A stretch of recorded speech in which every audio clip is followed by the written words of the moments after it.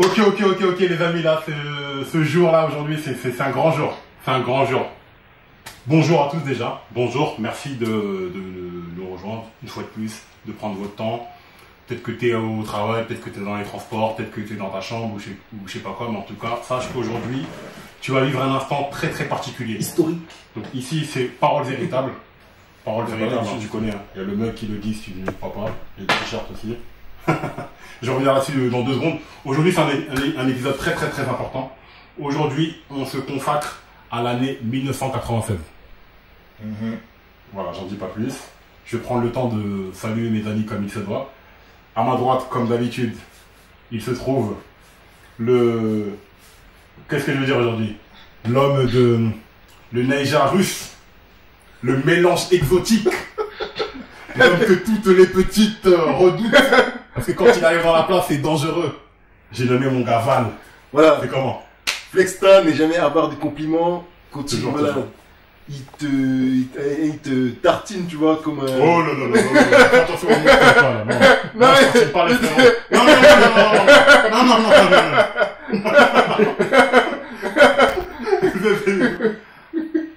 Non, faut pas commencer. Bon, on va revenir sur ton cas après. À ma gauche, le luxurieux, le soigneux, le swagué, l'homme qui connaît mieux le rap que le rappeur lui-même. Même Snoop, il ne peut pas s'asseoir à côté de lui pour parler rap. Le Bougarno. Non, le Bougarno, ça suffit. Le Bougarno, arrobas parole véritable, hashtag monde de l'escalator. Ok, vous connaissez le principe toujours. 9-1, Sud-Salle, ça change pas. Ça change pas, vous connaissez. Shout out à tous les gars de Nigraï, etc., tous les gars du 9-1. Vigneux, tu connais. Aujourd'hui, c'est particulier parce qu'aujourd'hui, comme vous avez pu le constater, on n'est pas 3, mais on est 4. Et on a un illustre invité, un ami à nous, un grand frère à nous, vraiment un poteau. Monsieur Charlie Waits. Un grand invité. De la clinique, des sales gosses, comme vous voulez, voilà. Yep, comment ça va? Ça va et toi, Charlie? Ça va, Jean. Charlie Waits. Charlie Waits. Merci pour l'invitation. A.K.A. Carlos, a.k.a. Charlatan. Exactement. Ouais. Charlatan, Charlie Waits. Pour ceux qui comprennent. Je suis plein de a.k.a. Exactement. Il y avait même le furet au tout début. Exactement, vous voyez, vous connaissez tous les sales gosses, avec le gros morceau classique Toussaint ou bien Playa. Mais voilà, ce monsieur-là était l'un des artisans de ce travail, de cet édifice qui est aujourd'hui un classique. Hein. Nous, on le considère comme un classique. Non, il n'y a pas de nous, par certains. c'est un classique. Exactement. Oublié par certains, mais voilà, nous, parole véritable, vous connaissez notre mission, c'est toujours rappeler que notre culture, elle est riche, elle est profonde, elle est trentenaire, quarantenaire presque. Quarantenaire, hein. Ouais, on a fêté les 47 ans d'hip-hop il n'y a pas longtemps. La culture a 47 ans, il s'est passé des choses, il y a eu des artisans, il y a eu des acteurs majeurs qui ont fait beaucoup de choses. Faut leur donner leur lettre de noblesse. On a la chance d'avoir une personne qui a contribué au rap français grandement, par ses relations, par ses prods, par sa musique, etc., etc. Donc voilà, faut les honorer comme il se doit. Donc, aujourd'hui, bon, avant de rentrer dans le vif du sujet, vous connaissez le principe. Merci de nous suivre sur le compte Instagram Réflectif. On va mettre aussi le compte Instagram de Charlie Waits, ici présent. Suivez-nous sur @parole véritable, sur Instagram, sur Facebook, sur SoundCloud, sur Twitter. Plein de news, plein d'infos, etc. On va revenir avec des lives, hein. Vous connaissez le principe, hein. Essayer de faire grandir la communauté. On va aussi revenir sur le Tipeee, pardon. Le Tipeee et le Utip. Ça, c'est si vous voulez nous donner un petit coup de main, envoyer un petit billet, vous voyez les fonds de pièces, là, les pièces que vous n'arrivez pas à finir, parce que vous, des gens comme vous, je suis sûr que vous n'utilisez que des billets. Donc nous, les pièces, on veut bien, hein. Pas de problème. Vous nous donnez ça, nous, on essaie de monter une cagnotte pour acheter du matériel et plein d'autres choses. Donc, du matériel. N'imaginez pas qu'on va acheter des paires de baskets ou je sais pas quoi. Je dis plein d'autres choses. Même si des fois, ça fait partie de... Hein, Non, l'accoutrement pour bien vous présenter l'émission. Exactement. N'hésitez pas à partager cette vidéo, n'hésitez pas à en parler autour de vous. Voilà, on essaie de faire quelque chose de vraiment important. Et aujourd'hui, vous allez voir qu'on n'a pas aligné sur les moyens. Donc, l'année 1996. Il y a un débat dans le rap, hein. Les gars, moi je sais pas si vous êtes au courant, mais il y a un débat dans le rap depuis quelques années où on se demande c'est quoi l'année, la meilleure année du rap, l'année la plus classique. Il y en a qui disent 2000, il y en a qui disent 2014, il y en a qui disent 2006, enfin bref. Pour moi, c'est 1996. Pour moi aussi. Pour toi, Vol. C'est une très bonne année. Oh, tu commences. Non mais attendez. On est là pour parler vrai et de manière sincère.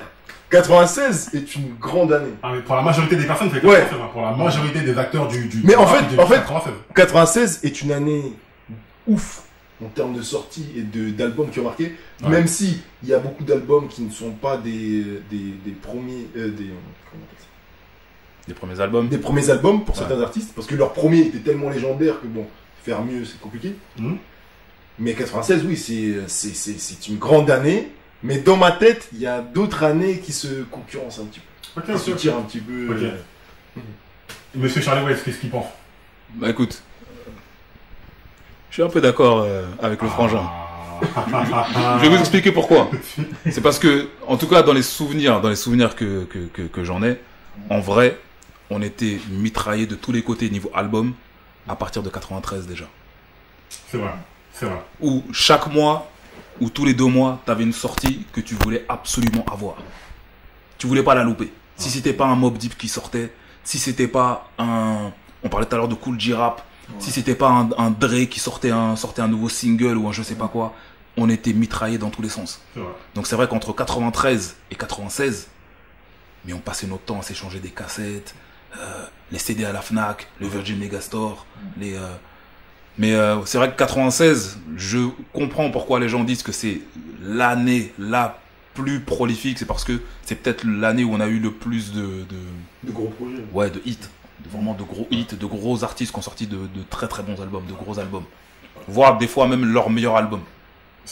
Ouais, c'est pas faux. C'est pas faux parce que c'est correct que ce soit sur la qualité et la quantité. Ouais. 96, c'est vraiment, je pense que c'est une apothéose d'une grosse période en fait qui a commencé en 93 et Ouais. qui finit en 96 où là t'as là les projets, là les artistes qui te balancent leurs meilleurs projets. Hein. Leurs meilleurs projets, ils arrivent dans cette période-là qui est considérée comme l'âge d'or du hip-hop. Hein. Alors, ce qu'on a fait aujourd'hui, c'est que moi j'ai des fous autour de moi. Moi, je suis un mec tranquille. Ouais, moi, j'essaie d'avancer tranquillement dans ma vie et tout. Mais moi, je bosse avec des fous. Ça veut dire que des mecs, on a un groupe sur WhatsApp où les mecs, ils n'arrêtent pas de s'échanger des CD qu'ils achètent. Et moi, j'ai acheté celui-là, et moi, j'ai acheté celui-ci, etc. Et pour préparer cet épisode 1996, qui me tenait à cœur, les mecs, ils ont ramené tous les CD qui sont sortis en 96. Je crois qu'il en manque un ou deux. Je sais même pas s'il en manque. Moi, pour moi, il en manque 2. Dans mon top 10, il en manque 2. Donc, vous voyez là sur la table, là, il y a là les albums. Sous blister, hein. Parce que les mecs, attention, les mecs, ils achètent des CD, ils ne les ouvrent pas. Donc, tout est sous blister. Non, attends. On Je a rectifie. Ouais, je rectifie. Il y a 2 styles. Il y a deux Il filles. y a ceux qui sont sous blister et il y a ceux qui vivent la chose pour de vrai. Ça veut dire que... Non, je dis pas qu'ils vivent pas. Mais moi, je suis prêt à acheter un CD même s'il a jauni. Tu vois, je sais pas si on le voit, hein. Même si le truc il a jauni, je sais que c'est un CD d'époque, d'origine, j'achète. C'est important pour moi d'ouvrir le truc, d'avoir le livre, d'avoir le CD, de sentir, d'écouter, de jouer le truc dedans. Que sous blister, je suis désolé, mais si tu l'ouvres dans 20 ans et qu'il n'y a rien dedans, tu fais quoi? T'as le ticket de caisse. Ah. Non, mais en fait, à ce début qu'il achète, c'est comme un Kinder Surprise. Faut toujours secouer un peu.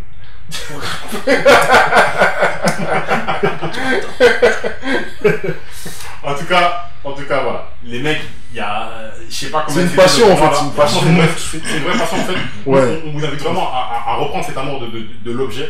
Parce que tout ce qui est virtuel et tout aujourd'hui avec le streaming, effectivement, on a tous les albums. Bah, aujourd'hui, on s'est complètement détaché, en fait. Mais, ouais, Les gens, là, j'ai le At the Speed of Light de Exhibit, j'ai le CD, j'ai l'album. Vous voyez ce que je veux dire? Ça, là, j'ai un morceau de 96 qui est là dans mes mains. Voilà, c'est pas dans une playlist, c'est pas dans mon iPod ou je sais pas quoi. Là, j'ai vraiment les CD qui est là. Donc, l'objet, c'est palpable, on peut le toucher, on peut le sentir, le livret, etc. Surtout le livret à l'époque, nous, dès qu'un album il arrivait, on ouvrait le livret pour lire souvent les lyrics.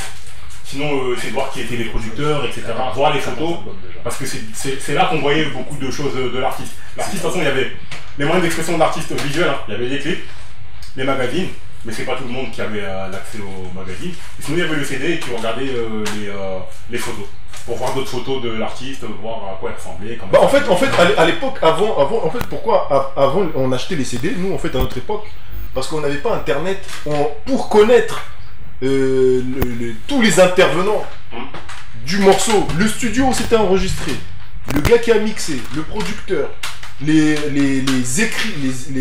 ceux qui ont écrit le morceau, parce que des fois il y avait des mecs, c'était pas eux qui écrivaient en fait. Exactement. C'est ce qu'on a découvert pour certains gros morceaux d'ailleurs. Bah il fallait le livrer en fait, donc tu étais obligé d'acheter le CD pour connaître tout ça en fait, parce qu'il n'y avait pas internet, etc. Internet n'était pas comme aujourd'hui. C'était quoi? C'était les paroles.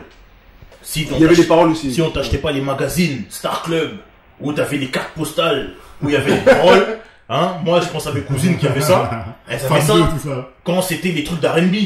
Mais si tu veux les paroles d'Arsenic ou de la clinique, tu penses bien que Star Club, ils vont jamais imprimer ça. C'est des problèmes.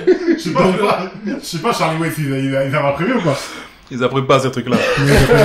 Il y avait 2-3 mots qui n'étaient pas dans le dictionnaire. Donc, ils imprimaient pas ça. Non, je sais pas, en tout cas, moi ça me rend nostalgique. Parce que quelle époque quand même. Nous, tous les quatre là, on a vécu à des âges différents, etc. Mais moi je me souviens, j'avais 12 ans à l'époque, 12-13 ans. Franchement, j'ai vécu la chose. Mais à l'époque déjà, je savais que c'était quelque chose d'exceptionnel. Parce qu'on avait trop d'albums cette année-là. Et la qualité, surtout, la qualité des albums. Je me souviens, mon pote Junior, big up à lui, chez lui, il avait le câble. Mais j'allais chez lui pour rien. Il demandait du sucre, demandait des trucs. Je restais des 2 heures. On regardait Martin, on regardait les épisodes de Martin. On regardait des séries, etc., plein d'autres. Mais MTV Rap. MTV Rap. Yo, MTV Rap. C'est ce que je veux dire. Présenté par un Eurofray, big up à lui. Ah, toi tu parles la version française. Oui, la version française. D'accord, moi j'étais sur Blabla Rap. Moi j'étais sur MTV Rap, la version. J'étais sur Dre and Lover. Blabla Rap aussi, présenté par un Eurofray. Ouais, en France. Si. Par un Eurofray. Dédicace à par un Eurofray. Non, ça, franchement, ça. Moi, je lui dis, ça a bouleversé ma vie. Grave. Parce que moi, le Wu-Tang, tous ces trucs-là, je te dis, nous, on allait au collège, on mettait de l'aluminium dedans. Mais oui. Oh. Tout ça à cause de Chicago. Les Grills. Tu vois ce que je veux dire? On n'avait pas l'argent des Grills. Mais tombé, on allait, avec les tresses, les machins, tu défaisais tes tresses que d'un côté, t'allais, tu remontais une manche de ton pantalon, t'avais ta veste Eli Hansen, tu tapais la démarche, les gens ils comprenaient pas en fait. Ils savaient pas que non, moi je suis à Staten Island là, je suis pas ici là. Ah non. Je te jure. La Matrix. On était complètement matrixés. Non, ils comprenaient pas. Ils comprenaient pas que là où nous La on force de la était, culture était telle. eux ils pouvaient pas aller. Ouais. Donc ça servait à rien de vouloir comprendre ce que j'arriverais même pas à t'expliquer. Ouais. Donc pour te faire comprendre, il fallait que je te passe l'album de Wu-Tang. Non, mais Que t'écoutes Protect Your Neck, et là, quand tu ne comprends pas, quand tu ne sais pas, comment tu peux parler avec quelqu'un qui achète un CD pour sentir? Voilà. Non, c'est Tu vois, c'est ou pour lire les paroles, ou pour savoir où le mec a enregistré telle chanson, ou pour savoir qui a écrit, ou pour savoir des fois même combien de fois il dit un mot dans une chanson. Ouais, exactement. Faut... Exactement. Hein? Moi, j'en viens à te dire que t'as vu, moi, les CD, j'aime beaucoup. Mais qui tu connais qui peut te dire qu'un CD, ça fait 12 cm de diamètre? Ah, ça, c'est des mecs qui ont mesuré, ça. T'as compris? Donc non, c'est une passion pour de vrai, c'est quelque chose. Les mecs qui mesurent, tu mesurais quoi de notre Non, mais t'inquiète pas, j'ai mes infos. Non mais bon, en tout cas c'est cool. On va essayer de revenir sur les différents albums. Je sais pas qu'est-ce que... Par contre, on commence. Par contre on commence parce qu'il y en a trop. En vérité, le but c'était de faire un top 5. Mais on a trop... Essaye de citer tous les albums et chacun fait son top 5. Moi mon top 5 il est réglé moi déjà. Donc je peux commencer si vous voulez. Vas-y. Loup-Garou, vas-y, c'est parti. Moi, Fuji The Score, très très important. Je crois même que c'est l'album rap le plus vendu de cette année-là. C'est l'album rap le plus vendu de la décennie. Vendu au monde même. Ouais. Il a fait combien The Score? En millions, c'est 6 millions, un truc comme ça. En millions, c'est insolent. J'ai pas le chiffre Non, exact. pas un truc, un 19, un truc comme ça. Ouais, non, ils sont C'est loin. plus de 10 et 12. Parce que attention, il y a les ventes US et il y a les ventes dans le monde. Ouais, c'est pour ça, mais mondialement. Parce que comme Faut vérifier, on va pas dire des en France, bêtises. on est considéré, toi, des C'est parole véritable, on va pas mentir aux gens. Non, parole Il faut véritable. quand même dire la vérité. Mais en millions d'albums vendus, c'est quand même c'est incroyable. Sachant que pour moi, c'est une pièce maîtresse, c'est une masterpiece. Parce qu'il faut vous dire qu'après ça, il n'y en a plus. 11 millions.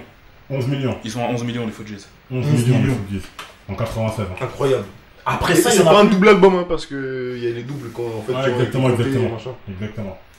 C'est 14 titres. Après, les titres d'après, c'est des remixes. Mais ça reste quand même quelque chose de... Comme je dis, il n'y en a plus après. Fuji The Score, Le groupe ne fait plus d'albums après. C'est clair. Donc c'est clair. il nous a laissé ça, les souvenirs. Excusez-moi, je donne une précision, c'est que les 11 millions, ils les ont fait entre 96 et 98 seulement. En 2 ans. C'est incroyable. Incroyable. Depuis. Il n'y a pas eu des rééditions, des trucs comme ça? L'eau a coulé sous les ponts depuis, Ouais. et ils en ont vendu un peu en digital, voilà. Donc je pense qu'on doit pas être loin des 18, comme on disait. La raison pour laquelle je le cite en premier. Parce que je l'ai vécu pour de vrai. J'avais 7 ans, mais je l'ai vécu pour de vrai. Ça, c'est mon oncle qui me l'a acheté. C'est pas un truc que je suis allé chercher ou quoi. Tu vois. Donc voilà. Non, mais Donc, c'est vraiment un souvenir. Non, c'est vraiment un souvenir. après, on est obligé de dire un mot sur cet album, hein, parce que c'est un album qui est considéré comme presque parfait. C'est une masterpiece. Et le succès, de toute façon, dès qu'il est sorti cet album-là, succès avec déjà Fugila, premier Fugila, single et tout, Fugila et tout, là, tout le monde a dansé là-dessus, etc. Dans les booms, dans les soirées, même les fêtes du FN, à mon avis, à la fin, ils devaient le balancer le vite fait, truc. Mais, Killing Me Softly. Très grave. Quel single. Très grave. Quel succès. Qui ne se rappelle pas du clip? Mais même la on a kiffé. Mais qui ne se rappelle pas du clip? Mais oui. Cinéma. Tout le monde kiffait. Les darolles, les oncles, les trucs et tout. Par contre, les gars, je crois que c'est leur deuxième album. Hein. Ouais, c'est leur deuxième Ah, album. c'est le Deuxième deuxième, album, mais après, il n'y a plus. Ouais, c'est ça, ouais. Le premier, Sachant que, il y a une histoire. le premier Si. c'est un raté. Voilà. Si cet album s'appelle The Score, c'est qu'il y a une histoire. Le premier est un raté. Ils ont failli se faire virer du label de Columbia Records. Wyclef a dit ok, on va revenir avec un autre album. Et là, soyez sûr qu'on va pas se rater. On va vendre. D'où le nom The Score. On est là pour faire un score. Et ils l'ont prouvé. 11 millions en 2 ans. Qui fait ça dans les années 90? Ah mais non. Donc en fait, est-ce que c'est l'album le mieux vendu des Un des albums Un les des plus albums les vendus mieux vendus, ouais. de l'histoire De- du... pour le C'est deuxième l'histoire du rap, et en tout cas de la aux US. décennie sûre. De la décennie des 90s. Comment? Non, mais je commence pas, non, non, mais Regardez son t-shirt. Regardez son t-shirt. Regardez son t-shirt. Non, mais The Score, ouais, voilà.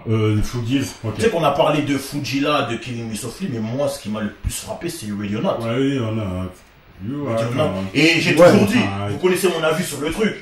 Le meilleur rappeur. Le meilleur rappeur du groupe. Le meilleur rappeur du groupe. Hill. Attention, Arnaud Le meilleur va vous rappeur, le c'est rappeler. Lauryn Hill. Ouais. Celui qui n'est pas d'accord, arrobase le beau Garneau, arrobase parole vérifiée. Vous lui créez des DM. En DM, il n'y a pas de problème, on peut Et discuter. il vous répondra. On peut discuter, je réponds. Les seules vidéos qu'on a encore jusqu'aujourd'hui qui traînent de l'époque, où on voit quelqu'un rapper en freestyle dans la street comme ça, avec que des rastas, des gars avec les yeux jaunes, c'est Lauryn Hill. C'est pas Pras, c'est pas Wyclef. Sur des toits, C'est sur Lauryn- des toits d'immeubles. C'est Lauryn Hill qu'on voit avec son cheveu, avec des débuts de locks, et elle est là, elle kick, avec que des gars autour d'elle. Ah oui. Et les gars, et plus elle rappe, plus les gars reculent. Tu vois. Non, c'est sérieux. C'est-à-dire qu'elle a envoyé un Sérieux. Ouais. C'est très sérieux. Attends, c'est moi après. Non, Parce qu'après, il va falloir rentrer dans le cercle. Donc les mecs, ils disent non. C'est très sérieux. Et aussi, anecdote sur cet album-là, c'est une anecdote que j'ai par rapport aux recherches que je fais et tout, par rapport aussi au fait d'écouter et tout ça. C'est le premier CD sur lequel apparaît Radiga. Radiga, First Lady of Flipmode. Une autre rappeuse Voilà. du New Jersey qui est très dangereuse. Vrai rappeuse. Avec son groupe Outside Eyes déjà. Voilà. L'album était très bon. Et elle expliquait dans une interview récemment que elle faisait le trajet New Jersey Brooklyn pour rapper machin. Ils l'ont découvert, ils l'ont mis dans le CD. Et vu que Fugees et Busta Rhymes ils sont proches, il a kiffé le talent de Radiga et il l'a recruté dans son c'est équipe. comme ça. Il a recruté dans D'accord. son Quand elle a équipe. fini le truc. C'est comme ça qu'il l'a recruté. D'accord, je sais pas. Je savais pas. Bon, parole véritable, on apprend des choses. On apprend des choses, c'est Voilà. bien. On essaye. Tu vois. Je savais pas non plus. La culture. Et vous dites cette culture, elle est riche. Grand. Ok, Donc voilà, mais même ça, tu vois, intéressant. c'est même ça. Le fait que Fugees et Busta Rhymes s'entendent bien, tu peux le savoir que si tu les livres. Dans les dédicaces, tu vois avec qui ils sont potes. Tu vois, il y a Biggie dans les trucs de dédicaces. Il y a tout. Voilà, C'est très important, ça. J'ai l'impression que Busta, il Ouais. considère que les mecs. Tu connais. grave. Busta, il considère que les mecs d'un certain level, j'ai l'impression. Parce que tu regardes les mecs, enfin, tous les mecs qui de son entourage, c'est des monstres. Ou ça se trouve, c'est eux qui considèrent Busta. Aussi, C'est pas. aussi. C'est eux qui considèrent Busta. Moi, je pense. C'est clair. Je pense Parce aussi. que Busta fait partie des mecs qui sont pas cités parmi les meilleurs MCs, mais s'il y a bien un artiste dont j'ai tous les albums, que ce soit original ou bootleg, c'est Busta. Ah, c'est ouf. S'il y a bien quelqu'un qui a créé le remix en même temps que Puff, c'est Busta. Grave. Pendant peut-être, allez, Et ça, c'est un vrai score, c'est une vraie performance qu'il a faite. Pendant peut-être 10 ans, dans le hip-hop, tu n'avais pas Busta Rhymes sur ton remix. Ton single, c'était un single qui était normal. Ouais, il était bien, t'avais un bon single. Pas mal. Mais à partir du moment où tu faisais un remix avec Busta, tu passais à un autre level. Exactement. J'ai deux choses à dire. Exactement.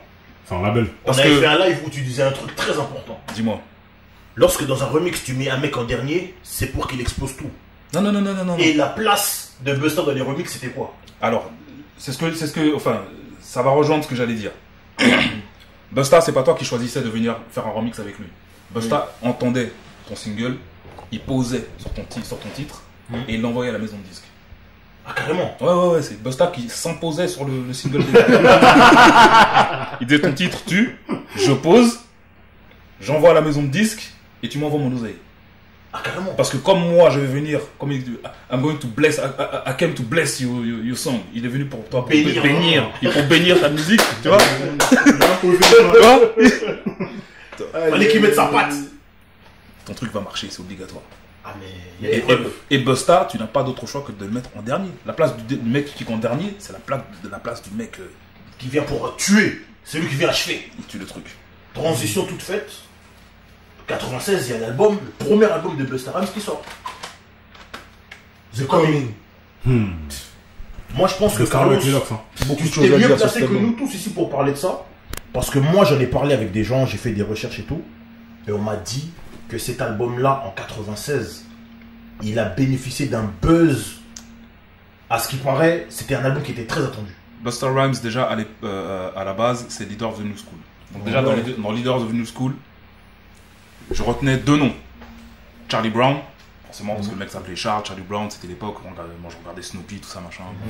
La boucle est bouclée, vous comprenez le truc. Et ce mec-là, il fait partie, voilà, moi, comment j'apprécie un artiste. Je pense qu'on en a déjà discuté plusieurs fois. À partir du moment où il ouvre la bouche, tu sais que c'est lui. Donc déjà, il a une voix qui est reconnaissable. Il a un flow qui est reconnaissable. Donc Busta Rhymes, il sortait déjà du lot dans son groupe. Et après, quand on a su qu'il faisait un truc en solo, Ouais, tu peux que. Et le buzz. à l'époque, on attendait devant la Fnac. Hein. On attendait Carrément. on attendait une ouverture. Donc, Quand l'album est sorti. mes premières boîtes de nuit, c'était la Fnac. On attendait, on faisait la queue. Ah oui, on attendait devant la Fnac pour aller chercher The Coming. le CD de certains artistes. Il y avait lui, il y avait Mobb Ça, Deep, il y c'était la avait... vraie époque, ça. Big up à tous les vigiles qui ont couru après les mecs dont on taira les noms pour, tu vois. Non, ce qui est bon, après, je tiens à m'excuser, voilà, de la part de certains de mes amis. Je sais que beaucoup de vigiles ont perdu leur job. Parce que les rayons étaient très vides après le passage de certaines personnes que je connais. Mais. Non mais Busta il est arrivé avec ce son là mais il est arrivé aussi avec un style. Que ce soit vestimentaire, Busta Rhymes, que ce exactement. soit signature vocale, que ce soit le flow qui a été repris aussi par beaucoup de Sa rappeurs. folie. Mais une chose que les gens ne savent pas, parce que la photo est de mauvaise qualité, mais sur la photo du single de. Ouah. Bah, tu veux une- Non. Le premier single de la clinique, je crois que c'est sur le premier single qu'on a fait de la clinique. Est-ce que c'est sur Toussaint peut-être? Je crois que c'est le single de Toussaint. Ouais. Où on est devant le mur avec toute l'équipe, avec. Ouais. J'ai la même coupe que Busta. Ah. Ouais, j'avais une putain d'afro à l'époque. J'avais naté et j'avais fait deux gros chinois comme ça, comme Busta. Pour dire à quel point Busta il était. Il a été influent, il y avait une Ah influence. ouais, non, Busta c'était. Non, c'était la folie. Ok. Ce mec-là, depuis le début, mais il me rembête. Il me rembête. Non, je toujours dit, le gars rembête. Ah, non, mais c'est clair. Bon, C'est aujourd'hui un encore, il fait Godfather. pas Même les clips. C'est un des Godfathers du game. Les De toute façon, phases, comme, les clips, le flow. que. En plus, Il est marrant. merci.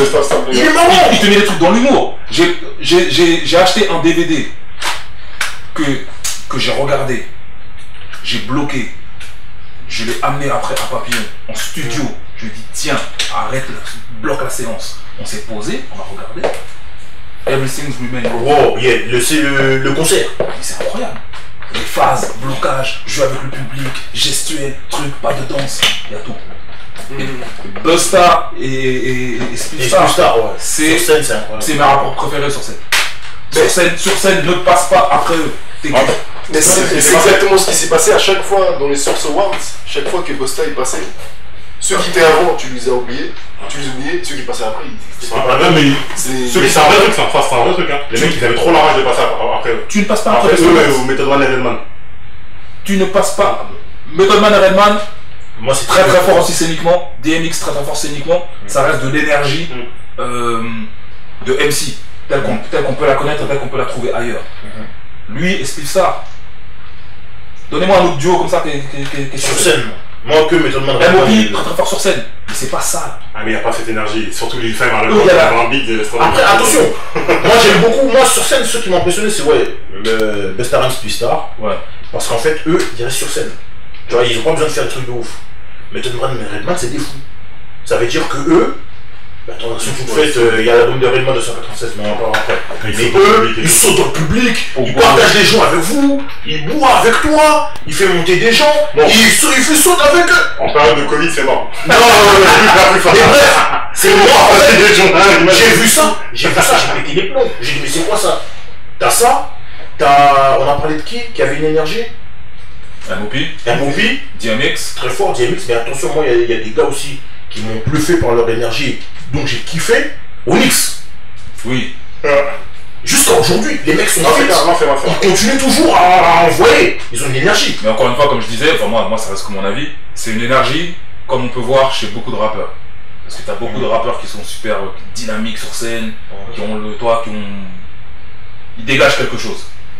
Mais non, Busta c'est quelque chose de... Non, c'est particulier. quelque chose d'autre. C'est particulier. Quelque chose d'autre. Son truc jamaïcain, il a une C'est façon de ce que poser. j'allais dire. En fait, je pense qu'il a cette énergie aussi de.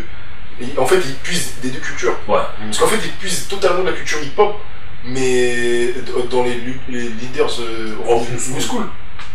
Franchement, son flow, c'est un flow de Ragaman en fait.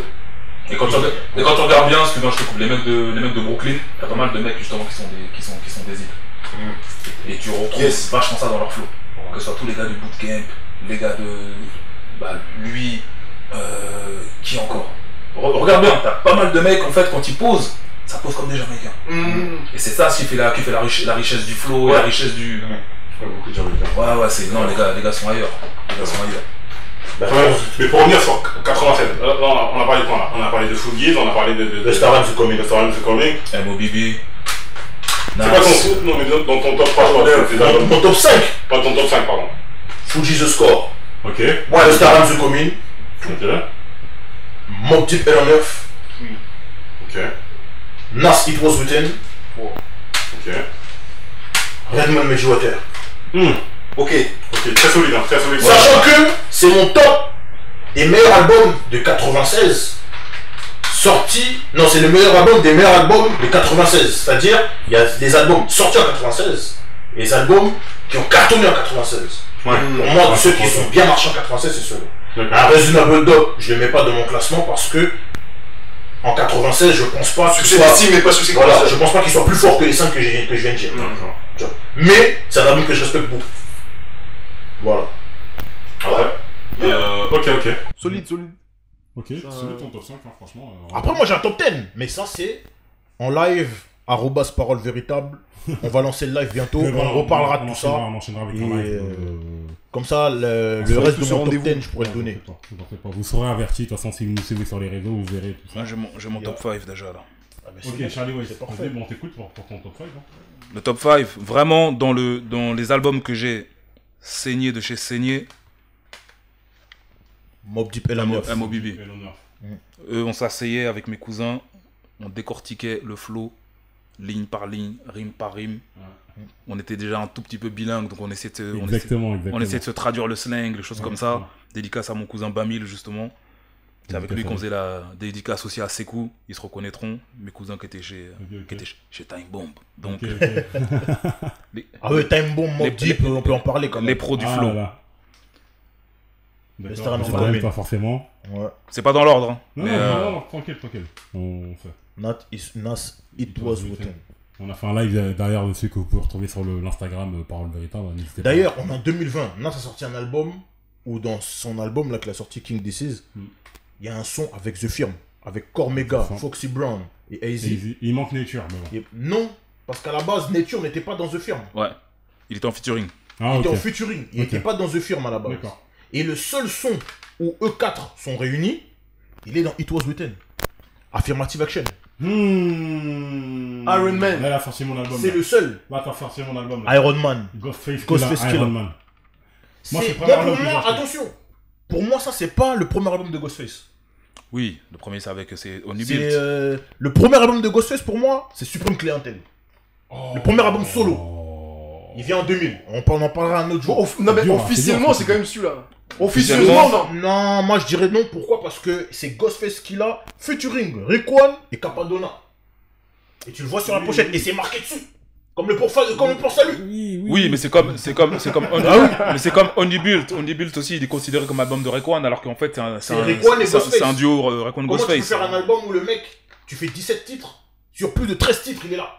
C'est son album aussi. Oui, Tu comprends Oui. Et que Supreme Clientele, c'est lui et Reza à la direction artistique. Mm. C'est son album, il a ses invités. Mais bon, Ça là, te jure ou pas là, on parlait d'album qu'on a saigné. Ouais. Après, bon, voilà. Iron Man, moi, c'est... Grand album. Moi, c'est le premier album que j'ai eu. Ben, j'ai en acheté plus- moi-même, le premier album que j'ai acheté, c'est celui-là. En Après, plus, ce que moi je kiffe là-dedans, c'est que c'est la saga Wu-Tang en vérité. Tu vois? C'est un épisode de la saga. Exactement. Tu vois? voilà les deux que j'ai tabassé jusqu'à En 96. jusqu'à plus soif. Redman. Ah ouais? Ouais, jusqu'à Lady plus soif. Waters. Et- Tu me voyais et- toujours avec un casque sur les oreilles. Si C'était- c'était ça, pas ça, ça ça. que j'écoutais, c'était ça. Ouais, c'est là où- Clair, n'était pas Parle-moi un peu de Muddy Water en vérité. Muddy Waters, Parce que Un je des trouve que premiers. c'est un des albums Redman. les plus sous-estimés du Muddy game. Waters. Muddy Waters, un des premiers albums, vraiment, pour moi, Mhm. un des rares albums de rap que tu peux laisser couler de la première à la dernière. Merci. Première à la dernière. Merci, Tu laisses Charlie. couler. Tu te tapes même les skits, les Mais- interludes. J'ai une anecdote kiffes. par rapport à ça. Le Tu rap. sais que j'ai une anecdote par rapport à cet album. La première fois que je l'ai écouté et que je l'ai laissé couler, bah déjà, j'ai pas pu le laisser couler dès le premier jour parce que l'intro, elle est bizarre, mais la 2, elle est incroyable. Les gens écouteront. Mais bref, le jour où je l'ai laissé couler pour la première fois, je me suis endormi, j'ai rêvé de l'album. Dans mon rêve, en fait, j'écoutais. Mais je me suis endormi, j'écoutais le truc. En fait, Ouais, ça veut ce que dire- je faisais éveiller, Habité ce par. que je faisais éveiller, je le faisais en dormant. J'écoutais l'album en dormant. Ça, c'est incroyable. C'est incroyable. Ma fille, la plus grande, qui a 7 ans, elle connaît la base de Pick It Up, Pick It Up. Bien sûr. Bien sûr. Elle connaît Pick It Up, Pick It Up. Non mais c'est incroyable. Quand At the Speed of Life, pour moi, c'est un titre incroyable.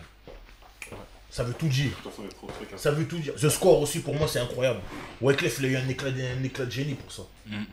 Ouais, donc je disais, par rapport aux albums de 96, il y a une nuance entre les albums sortis en 96 et les albums qui ont eu le succès en 1996. Et moi, Parce que c'est dans pas mon top forcément 5, effectivement. le top 5 que j'ai cité, c'est des albums sortis en 96 qui ont eu le succès en 96. Il y a certains albums que je peux pas mettre dans le top 5 parce que j'estime qu'à cette époque-là, ils étaient pas. Voilà. Lorsqu'on parle de l'année, on parlera de ces albums-là, mais moi, dans mon top 5, c'est ces albums-là Après qui m'ont 96, traumatisé. il y avait trop d'albums. Tu veux pas, on a tous que 2 oreilles, on peut pas tout écouter. Comme je disais tout Il à y a l'heure, 12 mois. regarde ça sur la table. Il y a que 12 mois dans l'année. Ouais. Là, on a plus de 2 albums par mois. Ouais, exactement. C'est très grave. C'est chaud. Surtout qu'à Mais l'époque, il y a une anecdote de fou. Ola Zomni et The Score sortent les deux le 13 février de 96. Le même jour, ils sortent. Tout le monde était servi. c'est-à-dire que Le même jour, The Score et Ola Zomni sortent. ça veut dire que le lendemain, le jour de la fin. Saint-Valentin, le jour de la tiens, fête de notre frère ici présent. bisous. Voilà, c'est ça. Mais c'est prémonitoire, c'est pour ça qu'All Eyes on Me est dans mon top 5. Alors d'ailleurs, tu peux balancer ton top. Regarde le qu'il a un t-shirt. Regardez le t-shirt du mec, ça veut tout dire. Hein ouais, on a carrément on a mis la chaise en marche. Voilà. Il y a le grand pas. Ah, mais tous les mecs de chez Death Balance ton top. tous en prison, tous morts. Non, mais regarde, je vais te dire ce que je dis toujours aux Marseillais, aux mecs de l'OM, qui disent ah, l'OM. Quand l'OM prend sa coupe, le président est parisien. C'est un gars du Bourget, Bernard Tapie. Merci. Tupac est né à New York. Oh là là. Non mais C'est une vérité. à ce moment-là, regardez, quand Coman il marque contre PSG. Faut. T'es le sort. Non mais attendez. Balance ton top. Balance ton top. Balance ton top. Ça reste un mec de Bayern. Il y a des mecs qui nous regardent, il y a des gens qui attendent du sérieux quand même. Balance ton top, on fait le top 5 mec. Coup de 96, coup de pas manqué, enchaîne. Bon, les gars, mon top 5. De toute façon, vous savez déjà, il y a qui en premier. On l'a mis. Pas quand la journée. Alors, pourquoi déjà? Parce que c'est un album qui va révolutionner le gangsta rap je veux dire, en fait, Tupac ramène quelque chose de nouveau. C'est un double album, c'est un premier double album du rap. Et c'est un album qui va révolutionner le gangsta rap. Ouais, c'est important ce que tu dis. Tu l'as dit comme ça habituel, mais c'est le premier double CD. Avant, il n'y avait aucun rappeur. Dans le rap, on peut Très sérieux, très sérieux. Dans le rap, dans le rap. Et d'ailleurs, anecdote que beaucoup oublient, California Love, premier clip au budget de $1 million. Ah, Je savais pas non plus. le premier clip de l'histoire du rap, avec un budget, avec un budget de $1 million. Après, c'est toujours pareil, tu vois. Le truc, c'est qu'avant, pourquoi les mecs ils faisaient pas de double CD? Parce que ça comptait pour un CD en fait. Du coup, le mec il dit attends, pourquoi je vais faire 2 fois plus de travail pour avoir le même résultat? Mais en vérité, écoute. Et pareil, $1 million, ouais, pour 2 clips. Mais écoute, même ce que tu veux dire aussi, c'est super intéressant parce que Tupac sort All Eyes on Me, quand il sort le double album, ça compte pour un CD. Quand Biggie sort la 50 F un an après, ça compte pour 2. Ouais. C'est vrai. Ça compte pour 2 à ce moment-là. Donc quoi, précurseur. Mais ça fait que là, Tupac il sort déjà en premier et il sort à un moment où ça compte que pour 1. Effectivement. Après, non, mais ça a été recomptabilisé. Après, ça a été recomptabilisé. Après coup, Ouais. quand après Biggie a su son truc et ça a compté pour 2, il y a certainement eu des réclamations. Oh. Donc voilà. Attends, comment ça 5 millions? Multiplié par 2. Attends, mais en plus quand c'est l'argent, vas-y. C'est clair. C'est clair. Mais ouais, donc on a entendu, ouais. Alors Tupac, c'est un mec qui est tellement prolifique que en fait il avait signé avec Suge Knight pour 2 albums à sa sortie de prison. Sur une feuille de papier de toilette. Une feuille de papier de toilette. Donc Suge Knight paye une caution de 1 400 000 pour le sortir. Mais Donc il attend retour sur investissement. En connaissant le gars, En plus, il va tout faire pour récupérer son oseille. Multiplié par. C'est intéressant ce que tu dis. C'est intéressant ce que tu dis. Parce que toi, tous les mecs qui disent ouais, Tupac, qui voulait partir de Death Row, tout ça. Eh, tu dois déjà 1,4 million là. C'est ça, oui. C'est-à-dire que sur tout ce que tu as gagné, ok, ouais, mais viens, on enlève déjà les 1,4 million que j'ai utilisé pour te sortir. Est-ce que vous voyez dans Dragon Ball Z quand Son Goku demande l'énergie à tous les habitants de la Terre et tout le monde lui donne son chakra? Le Genki Dama. C'est ce qui s'est passé avec Tupac. Tupac, quand il est arrivé dans Death Row, tous les projets ont été éclipsés. Que ce soit de Dog Pound, en fait, on a mis tout de côté pour Tupac, c'est-à-dire qu'il a récupéré des prods de partout. Et dans les producteurs notables, il y a Johnny G. Donc c'est un mec qui a fait 60% de l'album. Et de toute façon, vous regardez dans les crédits, hein, il a fait pas mal de sons. il y a quelque chose de très important, excuse-moi, avant de couper. La pochette de l'album, elle parle. Regarde le dos Flexta. Je n'ai jamais vu sur un album le nom de l'exécutif producteur aussi gros. Exactement. C'est vrai, c'est pas vrai. Non, C'est vrai, c'est pas vrai. Je n'ai jamais vu. J'ai des CD, hein. J'en ai beaucoup. Attends, mais Bad Boy, Il n'y a même pas Tupac. Non, non. Je sais pas qui est Tupac. P. Diddy, il n'écrivait pas gros comme ça. Il lui doit 1 million. Je n'ai jamais vu. Il lui doit 1,4 million. Ouais, il lui doit 1 million. C'est vrai. Le Quand nom le gars, il de a fait Suge sortir- Knight, la taille de la police, je n'ai jamais vu ça. Ah, parce qu'il est en. Il est en tout. Ah, Flexta de Désolé, t'inquiète, il est tombé sur le côté. Non, mais le truc, c'est que Tupac, il est au fond du trou quand il est en prison. Ouais, tu le sens. C'est vrai, ça, on l'a pas dit. Il était dépressif, etc. À la prison, quoi.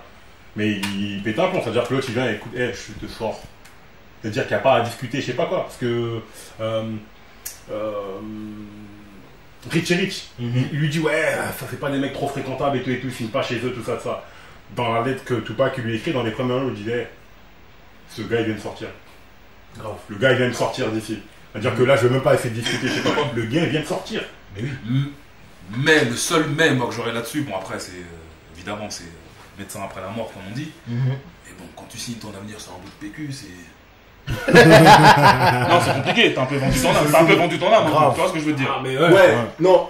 Sans délire. Non, Ce que tu dis, c'est super vrai parce que. c'est dur de sortir de ça. Non, mais quoi. dans les critiques en fait qui vont suivre dans la plupart des magazines, que ce soit Dose de Source, etc., c'est qu'en fait les journalistes disent que effectivement on retrouve plus le Tupac de l'époque de Tupacalypse et de Me Against, etc.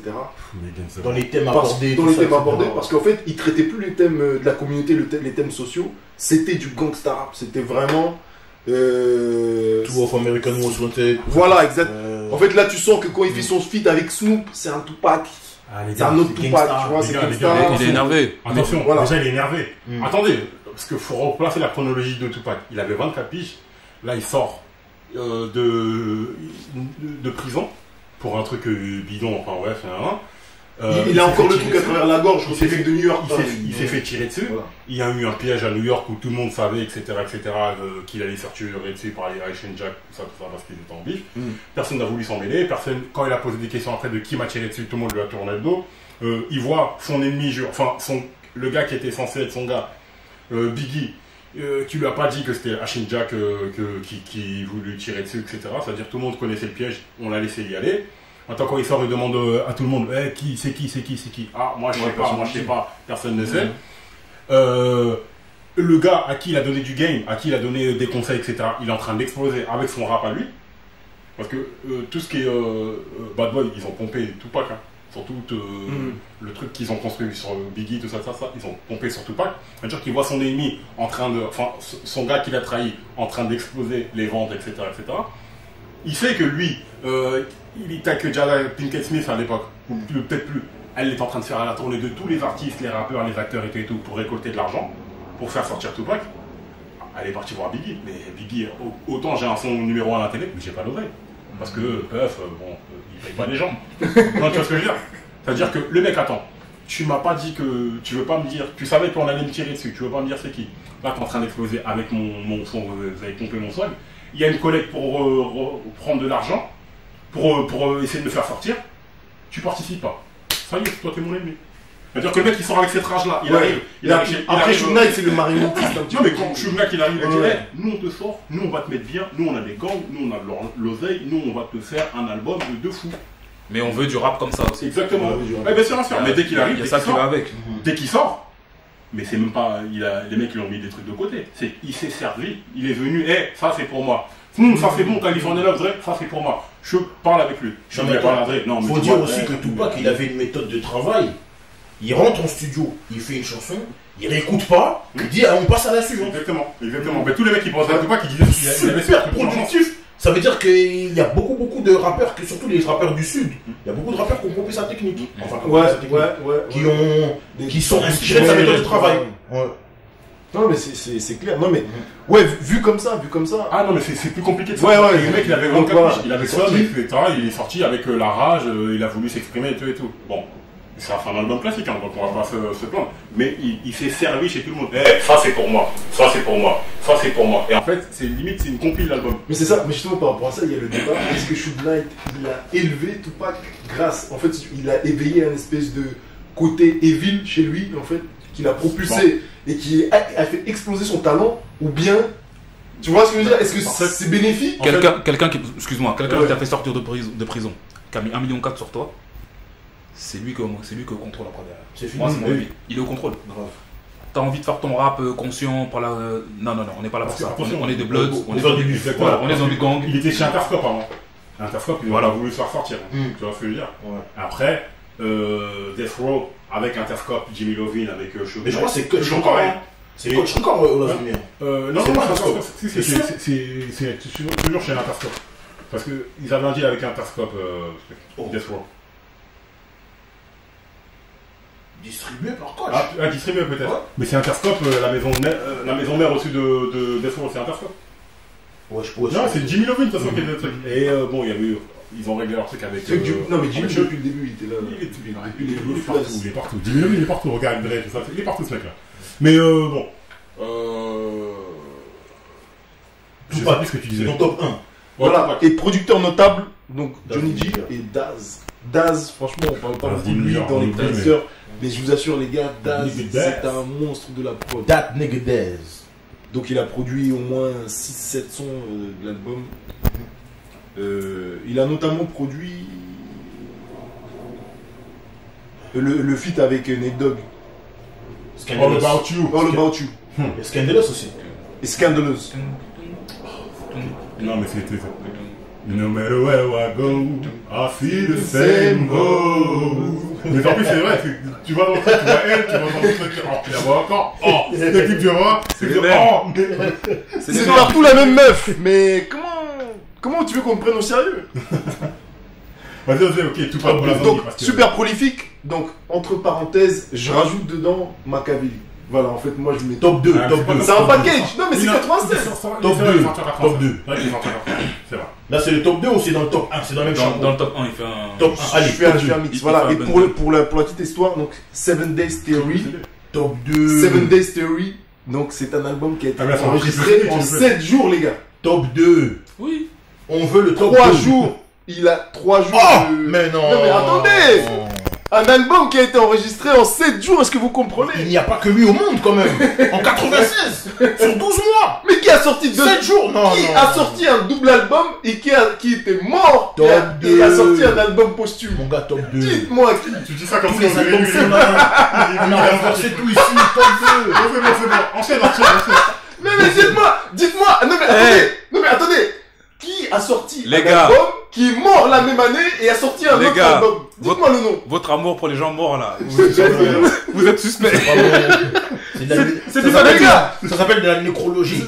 C'est pas bon. La nécrophilie. Nécrophilie. Ouais, comment on manque de Nécrophilie, respect, pardon. c'est ouais. bon. Tupac, si tu nous entends, Non, t'inquiète, les gars, ça doucement. passe. Allez, top dessus. Non, Donc- cite-nous des gars vivants s'il te plaît. Top 2. Bon, dans les gars vivants, il y a un gars qui est dans le panthéon du rap. C'est le Dog Phaser du rap. Pour moi, Dog Phaser, les gars, même si il n'a pas eu le même succès d'estime que Doggy Style, c'est un automatique hit.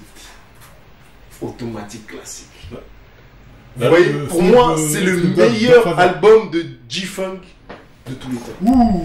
Ah non. Alors là, Si, non. alors, attendez. Ah non. Attendez. Doggy, mon apprentissage. Non, attendez. Doggy Style, il y a de la G-Funk, mais pas que.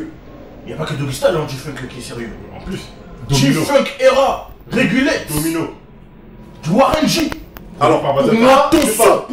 pour moi, c'est le meilleur album de G-Funk de tous les temps. D'accord, c'est ton choix. Voilà, Ok, c'est mon on choix. respecte. Il s'appelle Et- Valentin. Si vous voulez le mêler, c'est On se délecte de tout ça. Donc voilà. Ok. Donc pour moi, Ok. deuxième place, Dog Phaser. On l'a Troisième fait, place, spécial pour le The Uma, le regretté J. Dilla. The Tribe Called Quest, Beats, Rhyme and Life. Si vous n'avez pas écouté, si vous n'avez jamais écouté cet album, les gars, et si vous aimez tout ce qui est un petit peu Detroit, tout ce qui est un petit peu rythmique, jazzy, funky, etc. Si vous aimez J. Dilla, sachez que l'album a été entièrement produit par The Uma, qui est le collectif représenté par Q-Tip, J. Dilla et Ali Shamad Rahim. Voilà, donc c'est un des membres de Tribe Called Quest. Donc en fait, c'est un trio de producteurs en fait qui ont produit tout l'album. Bon, pour moi, troisième place celui-là. Quatrième place, Atliens. Pour l'originalité, classe. ouais. Ok. Pour l'originalité et pour les singles qui sont absolument incroyables. Est-ce que c'est leur meilleur album? Non mais Non, c'est pas leur meilleur c'est album. peut-être pas leur meilleur. Ce qui est bien avec Outkast, c'est que t'as toujours t'as des perles sur chaque album. Donc, ouais, Atelier, c'est. Ouais, c'est jamais perdu. Ouais, il y a que des. Ok. Intéressant. Avec le Me and You, déjà, moi je. Alors Atlian, c'est le deuxième album studio d'Outkast, Après Cadillac Music. sorti en 94, c'est ça. Ça c'est un playalistique, Ouais, musique. ouais. Et en fait, le titre, en fait, il est très évocateur parce que dans ces années-là, en fait, toute la scène hip-hop leur tourne le dos. Parce qu'en fait, ils viennent du sud, ils ont un style atypique. Vous avez André 3000 qui a, en plus du style musical atypique, qui est un mec complètement extravagant, il a avec des styles que les mecs ils comprennent pas, ils disent mais attends, c'est pas hip-hop.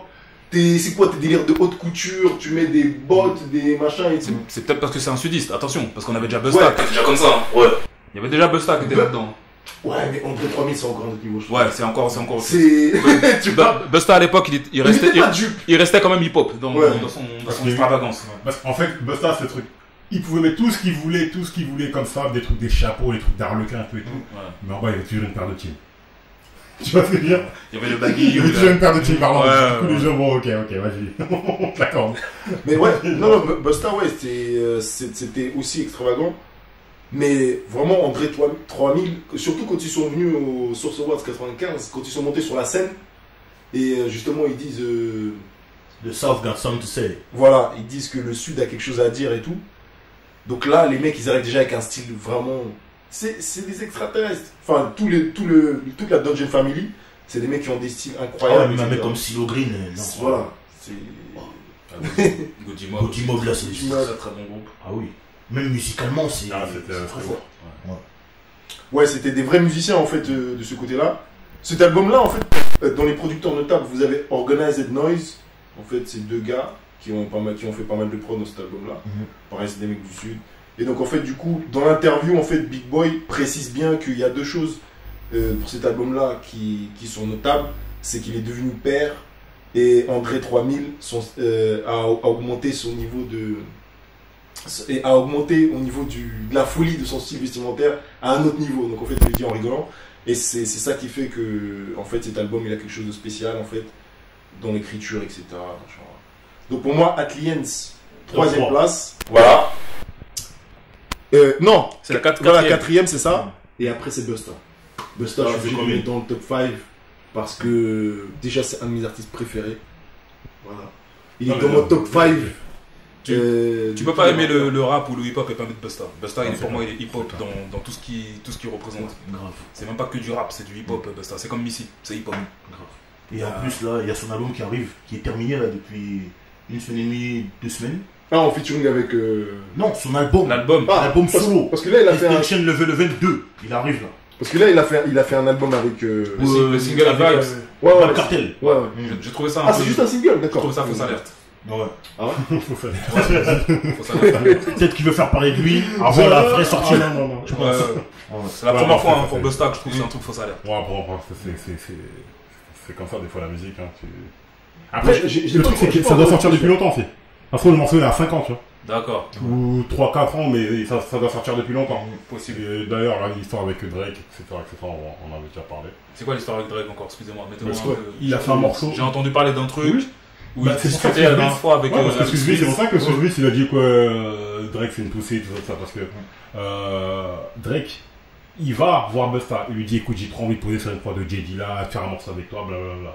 Busta, écoute, j'ai une prod de J.D. là, tu veux poser avec moi, viens on fait le morceau. Ils Ouais. font le morceau, apparemment le morceau est bon et tout et tout. Depuis ce jour-là, pas de Depuis son, pas quand d'image de Drake. Depuis quand tu fais un morceau avec Busta, c'est pas bon. Et Swizz Beatz, il s'est énervé, il a dit attends, t'es monsieur Busta Rhymes. Comment ça, on vient te voir, on te demande On truc, te et dérange. et on te calcule pas, on te donne pas de nouvelles comme ça. Oh, t'es monsieur Busta Rhymes. Genre, c'est le mec qui doit tout faire pour sortir un morceau avec toi, comment ça? Et il a balancé, des niggas of pussy, tout ça. Ah, voilà, ça y est. Tu sais comment ça se passe au State après, Drake, tous ses goons sur. Mais tu sais, les gangsters de Twitter, ils l'ont menacé sur Twitter. Ah, si tu nous aimes pas, agis comme ça, là, après, je sais pas que tu nous vois, là. Ils savent, Bref. ils savent pas à qui ils parlent en fait. Mais Après, laisse tomber. Busta Rhymes, il essaie d'être. La clientèle de il essaie Drake d'être est diplomate. beaucoup plus jeune. Ils savent pas qui est la famille Dean en fait. Voilà. Ah oui, tout Voilà. simplement. Et ils pensent que Swizz c'est Monsieur Alicia Keys, Voilà, c'est tout. exactement, il sait Ok. pas, GNY, etc. Ok, Mais bon, ok. laisse. Bon bah, J'espère qu'ils vont regarder le documentaire of Riders, là ils vont voir non, faut les laisser. les double R. Ils vont voir qui c'est. Du coup, c'est bon, t'as fini ton Top 5, c'est bon. Ouais, juste spécial pour. de dimension. Voilà, les mentions spéciales pour Zeuma. En fait, il figure sur Busta, sur au moins 4 sons. Il figure sur tout l'album de Trap Called Quest. Il figure sur l'album de Bahamadia cette année. Collage. Coup de collage. Très très très fort. Il figure sur The Roots. Il a Delph Live. Ouais, le Half-Life. Qui est de la même année en plus. Il figure sur De La Soul, Steak Is High. Donc voilà, c'est l'année de The Uma, c'est l'année de J. Dilla où il arrive dans tous les projets. Ah, c'est commune aussi, hein. Ah, mais Sur Busta. Ouais, ouais, si, sur Busta Ouais. aussi, ouais. Mais de toute façon, Busta, je crois, sur chaque projet de Busta, t'as des prods de J.D. Sauf un. Jusqu'au dernier. Sauf un. Ah, peut-être, ouais. Extinction Level 20. Il n'y a Ah, pas de Jay-Z là-dessus. Ah, ouais, c'est possible. Tout sauf celui-là. Il devait être en embrouille pour un truc. Non, même pas. Non, Non, pas. je pense pas. Est-ce que c'est pas là-dessus qu'il a posé avec qu'il a commencé à prendre des prods justement de Just Blaze et de. Just Blaze, c'est dans Anarchy. Après, à mon avis, il a voulu voir ailleurs, après. Anarchy, Just Blaze. Après, il a voulu aller voir ailleurs. Il a pris aussi. Il a commencé avec Suisse sur les Tension de Velvet. Ouais, ça là, Street Shit. C'est un Street Shit. incroyable. Les gars, il faut que je parle aussi d'un truc. Les albums bistérisés. Les albums bistérisés. Si t'as ton top aussi, Flexta. Vas-y, moi j'ai mon top, j'ai mon top. On t'attend pour On va laisser le Ah, top voilà. de... Quand vous voyez la pochette de Doc Phaser et Fugees, qu'est-ce qui saute aux yeux? Quoi, dans le noir? Son nom, ils ont rappelé non. Non, non, non. Ah, la police d'écriture. Mais elle vient d'où cette police? Du parrain. Le parrain. En fait, les deux albums sont inspirés de la police de Parrain. Mais en fait, cette année-là, ce que je me rends compte, ils étaient tous dans un délire gangster et un petit peu mafia et tout, parce qu'il y a aussi Reasonable Doubt, qui carrément, Jay-Z, lui, il est carrément en mode Carrément, c'est. Ouais, il est en costume. Corleone. Prohibition. Exactement, Donc exactement. ils étaient un petit peu, cette année, je crois qu'ils étaient un petit peu tous matrixés en mode. Là, moi, je pense aussi, parce que la mafia dans les années 90 commençait à... Avant, il y avait l'Omerta. Donc, ils parlaient pas, ils se montraient pas.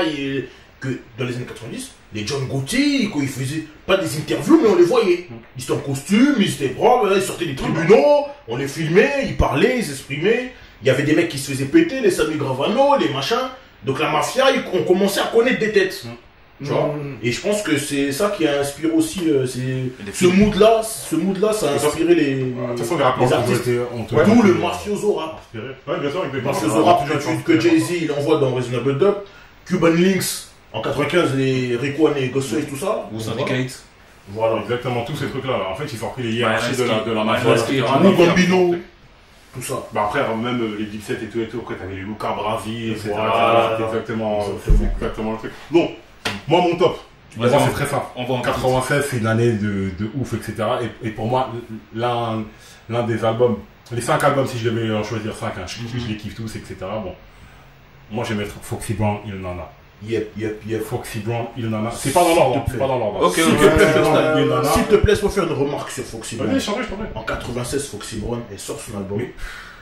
Elle est sur Reasonable Doubt, Ouais. l'album de Jay-Z. Que vraiment cet album-là jusqu'à aujourd'hui, je pense que c'est l'un des albums les plus énigmatiques de l'histoire du game. Parce que personne n'est d'accord pour dire si c'est son meilleur album, ou si c'est un classique, ou si c'est... Mais bref, c'est un album dont on parle. Et elle est aussi sur It Was Written de Nas. Exactement. L'album de Nas qui a le plus vendu.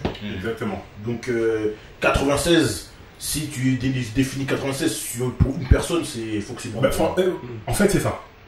Le truc, c'est que tout le monde pense que le rap féminin, c'est venu avec Nicki Minaj, etc., ou Ivy. Non, 96, il y a Foxy Brown qui arrive, et quand elle arrive, c'est un raz-de-marée.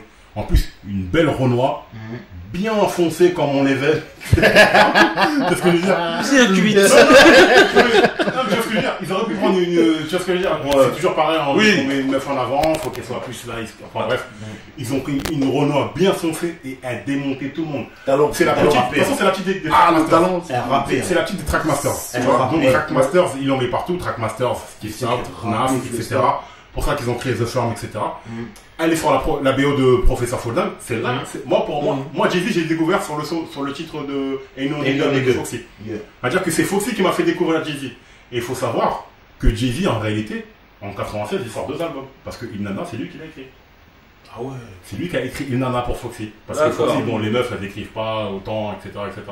Et c'est pour ça que Nicki Minaj, elle avait mis un point d'intérêt. Bah, mec, à dire non, j'ai écrit mes textes. Parce que c'est bien connu que les meufs, elles n'écrivent pas dans leurs textes. C'est toujours le rappeur qui écrit ses textes, etc., etc. Ok, je savais pas Jay-Z, en gros, Jay-Z, il a écrit 2 albums. C'est impressionnant. Mais moi, quand j'ai. Attends, mais ça veut dire que là, si on va dans la pochette, si on va dans les crédits, il y a. Mais non. Ah, voilà, c'est ça. C'est très bien. Ghost Writing. C'est du Ghost. C'est du Là, Ghost. ça se passe. Mais pour moi, Il Nana, c'est un album de ouf. Bon, Get You Home avec Blackstreet. C'est ça que j'allais dire. Quel single. Oh là là là. C'est un des singles. Il est dans le top 10 des singles de cette année, de toute façon. Où ça Oh no!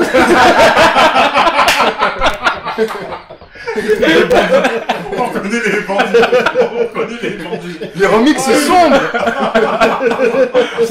Ah, c'est ouf. C'est ouf. Non, mais Get You Home, il y a R&B aussi. Moi, mon morceau préféré, c'est The Promise avec Avoc. Prod de Avoc. Oh là là. Pour moi, voilà. Foxy. Ouais, il voit qu'au niveau des prods, il était en. Et de toute façon, moi, si on fait les producteurs, moi, je comprends pas comment on manque de respect à monsieur Avoc. Non! Mon producteur, arrêtez. arrêtez sur tous les albums, sur tous les trucs qu'il a fait, Evoque, c'était que du haut niveau. Ah non, il a envoyé. Non, non, il a plus qu'envoyé. Donc, Foxy Brown pour ça, parce qu'en 96, elle était juste incontournable. Attends. Remix ou Chatia Kif Murray, LL Cool J. Non, c'est iShot, Chatia, excuse-moi. Chatia. Prodigy. Exactement, Facho. le remix de Who. Incroyable. Achacha Facho, il est méchant dedans. de Who the fuck you think you talking to? Hein? Et lui est venu pour se péter. de LL Cool J. C'est dans l'album En fait, sur le remix, le pauvre El Koudjé, il est plus carrément, il Non, mais est plus Non. morceau. Et dedans, Foxy, elle a rappé. Hein. Non mais c'est elle qui a tué le morceau. Elle a rappé. Moi, pour moi, elle a rappé. On essaiera de mettre un extrait pour le truc.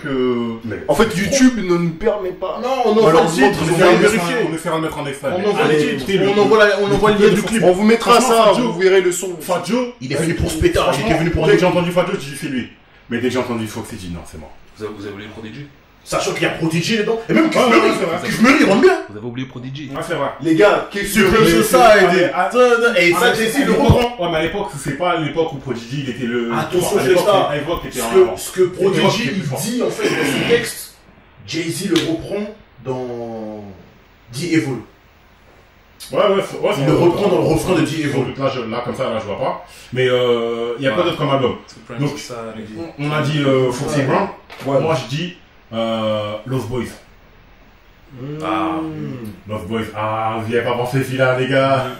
Attends, là, moi, c'est l'album, il y a Music Makes Me High. Mr. Chicks et. Legal Drug Money. Legal Drug Money. Mr. Chicks. Comment il s'appelle son gars qui est mort Mr. Chicks. Frikita. Frikita. Frikita, Ouais, c'est Frikita, Frikita qui est décédé, ouais. Frikita. Sa voix rauque là, Mr. Chicks. Music Makes Me Mr. Chicks, il a un flow. Ah non, non, Quand mais il est parti en solo après, il a fait des. Mais c'était pas le mec de New Jersey, hein d'ailleurs. Possible. Ouais, c'est T'as vu comme quoi, les gars de New Jersey, New Jersey, faut respecter. Non, À vérifier. cet album-là, vraiment, il m'a mis une claque. Je me suis dit, mon grand frère Bernard, big up à lui, il écoutait Lost Boys, Music Makes Me High.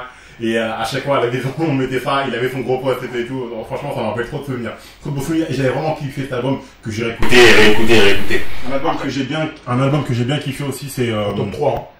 ouais, mon troisième album, Ghostface Killah, Iron Man. Le premier CD que j'ai acheté moi avec mon propre argent, moi. J'étais petit, j'avais 12-13 ans. J'ai envoyé un pote à mon grand frère, Guy Unsi, big up à toi. Il est parti, il a acheté le CD et il me l'a ramené, etc. Et on m'avait déjà offert Opération Stacola de Louniv, un grand cousin, moi, il m'avait offert ça. Et du coup, je me suis dit, non, il faut les CD.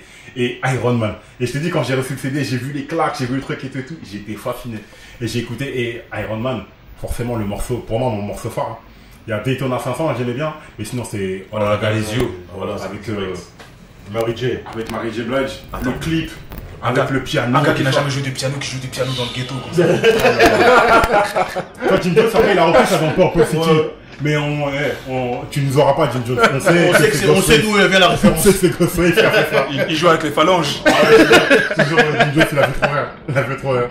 Mais Ghostface, le clip, comment il est smooth. Même le Il te raconte thème. la ref. Voilà. Le Il mange des céréales avec de l'eau, tout ça. Non, c'était. C'était Mais même le clip, c'était beau, l'atmosphère qu'il y avait. Encore aujourd'hui, c'est un morceau qui me rend triste, tu vois.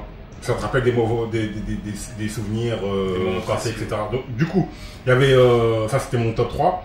En top 4. Ah, je suis obligé d'aller sur mon.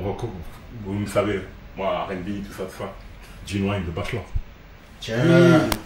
Il est là. Yeah. Gene Wine de Bachelor, les mecs. Là, C'est les Gene gars. Wine. Ouais. Pony, c'est trop. Pony, c'est le son de toute une génération. C'est dans toutes les soirées. déjà. Il y a du génie Timbaland, déjà. Il y a déjà du génie là. Bon, déjà, Pony, bon, voilà, on oublie le game. Il a tué le game avec ça. Mais moi, c'était Holler que j'aimais bien. Holler. Oui. Ouais. Ah non, Oui, je me rappelle ce son. Moi, voilà, je suis un mec de R&B, C'est un des champion. Slow Jam, etc. Gene Wine de Bachelor. C'est un champion. À l'époque, en plus, il n'y avait pas de Usher et tout. Usher, il était arrivé, mais c'était encore un petit, tout ça. Gene Wine, c'est vraiment le mec, il était là, il dansait les meufs et tout et tout. J'avais été au concert de TDT. Quand Pony, il a mis Pony, le temps s'arrêtait. Pony, c'est trop. De toute façon, c'est un Pony en R&B, je pense. Je sais même pas s'il y a eu un plus gros hit que ça. Après, 5e album. J'ai envie de dire All Eyes on Me, mais je vais pas dire All Eyes on Me, je vais dire Exhibit, At the Speed of Life. Et bon, je vais dire Exhibit parce que c'est un album qui m'a marqué aussi avec le morceau Paparazzi. Il y avait aussi You Don't Know, pas You Don't Know, je sais plus, le morceau, même fait clip en plan séquence là. Il se passe des trucs de ouf. Là. What you see is what you get. Ouais, voilà, What you see is what you get. What you see, what you get. Ça, c'est un classique. Bah oui. Le clip, allez le voir si vous pouvez aller taper ça sur YouTube. What you see is what you get de Exhibit. Le clip, tout le monde s'est extasié devant le clip de Amélie. Bah, allez voir ce clip-là, c'est un truc de ouf. Des années avant, c'est 15 ans avant, c'est un truc de ouf. Et cet album-là, il m'a vraiment marqué parce que, comme j'ai dit, comme on revient sur ce qu'on avait fait il y a quelques jours de ça, sur les meilleurs faps. Moi, dès que j'ai vu le clip de Paparazzi, le mec avec Eliansen, etc., je te dis, j'ai saoulé ma daronne pour aller m'acheter la veste Eliansen. Au début, il n'y avait pas la veste Eliansen, il y avait une veste Bermude à Decathlon qui ressemblait un petit peu tout ça. Mais après, j'avais trouvé la vraie Eliansen avec rayures jaune. Exactement. Et à cette époque-là, il fallait pas un autre modèle. À cette époque-là, j'avais des trèfles.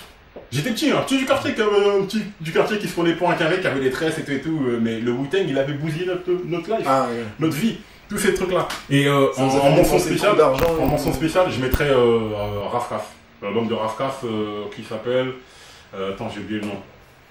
Ah, c'était mon gars, Rafkaf. Donc, pour les plus jeunes, là, Pick My Ride, allez écouter ce qu'il a fait en 2 années 90, vous avez pété un cap. Rafkaf, c'est quel album? Sous on Ice.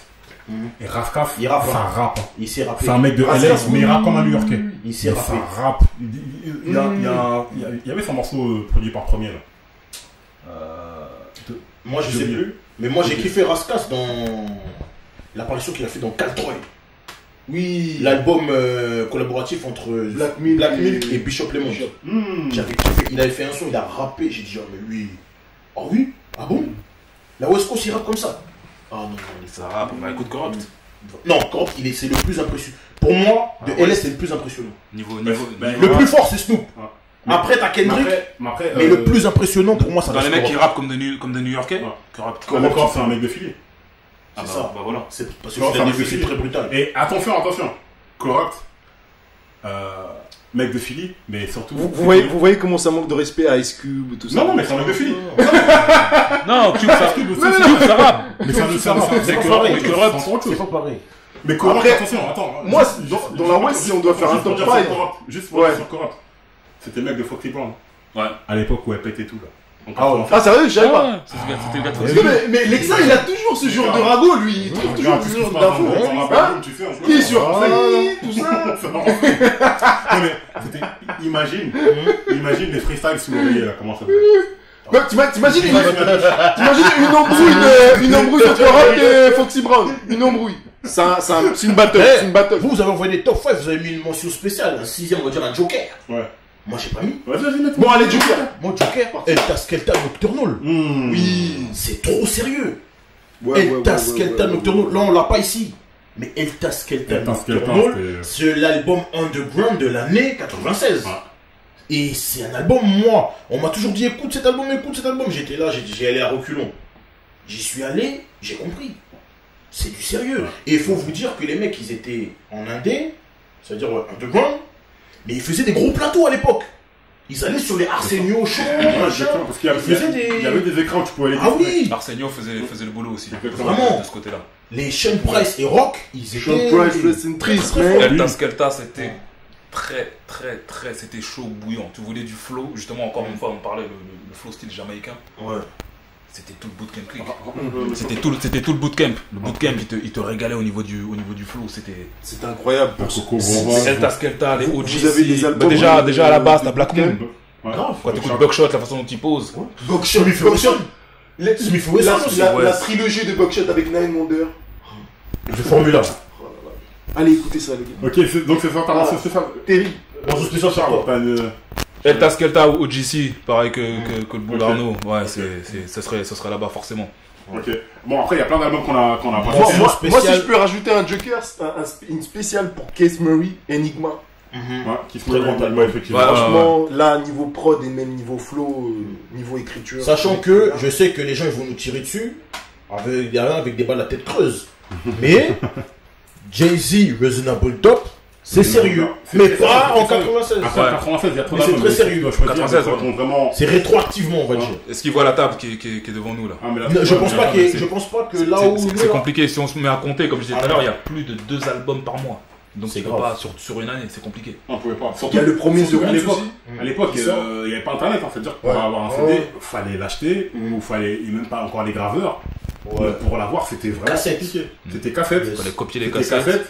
Et Dieu sait que tout le monde n'avait pas assez d'argent pour acheter tous les CD ou l'avoir ou truc. Il fallait connaître quelqu'un qui connaissait. Et surtout, à l'époque, les mecs, ils faisaient trop les radins. Dès qu'un mec il avait des CD ou des trucs, ils voulaient pas faire tourner, ils voulaient pas faire de copies, etc. Parce que les mecs, j'avais on les connaît. Vous allez vous reconnaître, bande de salopards. Les blessures sur Aviv. Mais je vais donner une anecdote que seuls les mecs de mon époque connaissent. À l'époque, avant les postes double cassette, vous savez comment on copiait les cassettes? On prenait 2 postes à cassette simple, un en play, un en record. Oh, c'est ça. Tu les mets face à face, tu mets le son, tu sors de la broche et tu laisses tourner. Oh là là. Ouais, si, je me rappelle, c'est comme ça. De détermination. Ah ouais, on a déjà fait non, les cassettes, c'était un game. Ah oui. Les cassettes, c'était un game. Et aujourd'hui, les cassettes, ça se revend en bon état. Non, mais c'est un truc de ouf. C'est un truc de ouf. Ça fait détermination de loup-garou à l'époque. Ah oui. Quand ton gars te prêtait la cassette, tu prenais, il fallait vite faire la copie, tu fais tourner au gars suivant, t'attends. Exactement. Ah ouais, non, c'était. Et puis là, tu pouvais pas attendre que. T'étais obligé d'écouter la musique jusqu'au bout. Ben, en fait, c'est le mode de consommation de la musique qui était complètement différent. C'est-à-dire qu'un album, tu faisais un an avec un album. Tu l'écoutais, tu le réécoutais, tu le connaissais par cœur. C'est comme ça que j'ai appris la vitesse de la consommation, c'était il y a 20 ans. Tu prenais le temps d'apprécier. Là où tu dis qu'on fait un an avec un album, moi je l'écoute encore. Ouais, non, mais c'est ça. Tu vas dire ou pas? Pour te dire à quel point un album, lorsqu'il a un goût, lorsqu'il a une saveur particulière, tu peux l'écouter toute ta vie. Justement, là, la transition elle est toute faite. Là, on va faire la transition avec un album français, qui est un classique du rap français, etc. Et qui a toujours cette chaleur, ce truc vivant, parce que, en fait, il a été enregistré live à Los Angeles. Donc, c'est l'album du bien nommé Doc Gineco, un classique du rap français, hein. Un ami de notre ami Charlie Wett. Donc, les amis de nos amis sont nos amis. non, mais album classique, les prods, les lyrics, le concept, le style, etc. Lui, il n'est pas venu en mode gangster et tout. Direct qu'il est arrivé, Doc Gineco, les meufs et tout. Je me suis dit, moi, j'étais chez des cousins à moi, à Place des Fêtes, quand j'avais découvert ce morceau-là. Mes frères et sœurs, ils n'arrêtaient pas de le chanter, etc. Big up à Henri. Tous les coups, un morceau tu kiffes dedans. Si t'en prends que un, moi Nirvana, direct. Nirvana. Moi Nirvana c'est trop. C'est vrai que Nirvana c'est intense. C'est trop évident parce que c'est intense Nirvana. C'est le son quand tu réécoutes, c'est intense. Le clip. Non, c'est vrai. Mais faire créter. Dans ma rue. Dans ma rue, je peux pas ne pas dire dans ma rue. Dans ma rue, c'est un classique. Dans ma rue, c'est trop. Et moi, celui que j'aimais bien aussi, c'est celui qui vient chez toi là. Ne viens pas chez moi. Tu vois, ça, c'est un morceau de bandit là. Les mecs qui vont voir les femmes des autres là, quand ils sont au travail. Tu vois? Les salauds. Non, mais ça donne là-bas. En rap français, succès tout de suite. Classique. Encore aujourd'hui considéré comme un classique. Je sais pas comment ça s'est passé pour l'enregistrement. C'est pas un des meilleures ventes de rap français là, au niveau du Ouais, il a fait le million. Il y a lui, l'école Micro d'Argent qui ont fait le million. Millions les mecs, millions. 1 million de ventes. Et c'est 1 million de ventes physiques. Il n'y a pas de vente. Il n'y a pas de stream, il n'y a pas de tout ça. Ouais, de vente virtuelle, de clics, de machin. Non. Est-ce que vous imaginez un Français sur 6 1 million de personnes se sont déplacées pour aller. Bon, après. Non, mais c'est. Et là, je suis en train de regarder les livrets. Le truc qui est important sur les livrets, c'est qu'on n'en a pas parlé tout à l'heure, mais Charlie Weiss, ici présent, va pouvoir nous le dire. C'est que le truc qui était ultra important dans l'album, c'était notamment les lyrics, les producteurs et tout, mais les dédicaces. Ouais, merci moi. Et ça, je suis sûr qu'aujourd'hui encore, il y a des gens qui te parlent plus parce que tu n'as pas dédicacé dans l'album. Parce que quoi? Parce que tu ne les as pas dédicacés dans l'album. Je suis sûr qu'il y a des gens aujourd'hui qui parlent pas à cause de ça. Ça, c'était. Si tu savais C'était tellement sensible, ce truc-là. histoires Les que ça histoires, crée, les Ça dédicaces. crée- Ah ouais. T'es obligé de mettre une formule de politesse, tu sais. Exactement. Ouais, Tu sais que j'ai pour ceux oublié. qui- Merci, oublié. pour ceux que j'ai oubliés, machin, tout ça. Non mais les gars, la petite parenthèse, dans l'album de The Roots, si vous regardez le livret, la première phrase c'est People will forget, it's a lot of drama, donc on s'excuse tout de suite. Ah, on peut pas l'ouvrir. Donc, On peut pas l'ouvrir. si, tu peux Non, on peut pas C'est l'ouvrir. pour ça, Il y a des tu verras, Vas-y, non Non, mais mais tranquille, tranquille. tu peux l'ouvrir. tu verras que ce soit les sales gosses ou la clinique, moi au niveau des dédicaces, j'ai tartiné. Quelle transition. Je veux pas de problème. Quelle transition. Quelle transition, quelle transition. Je te laisse en parler. Le disque de l'année pour moi, en 96 français. français. Hostile, le premier. La première compil Hostile. Ah, Et, ça, à la limite, ça mériterait un live. De toute façon, on va faire un live là-dessus. Ça mérite un Oui, live. mais bon, 96, si on 96, parle de rap, c'est il rap faut français. en parler. Il s'est passé quelque chose de très, très, très grave. C'est le laboratoire, pour moi, cette compilation, c'est le laboratoire du laboratoire du rap français. C'est un labo, il y a tout le monde dessus.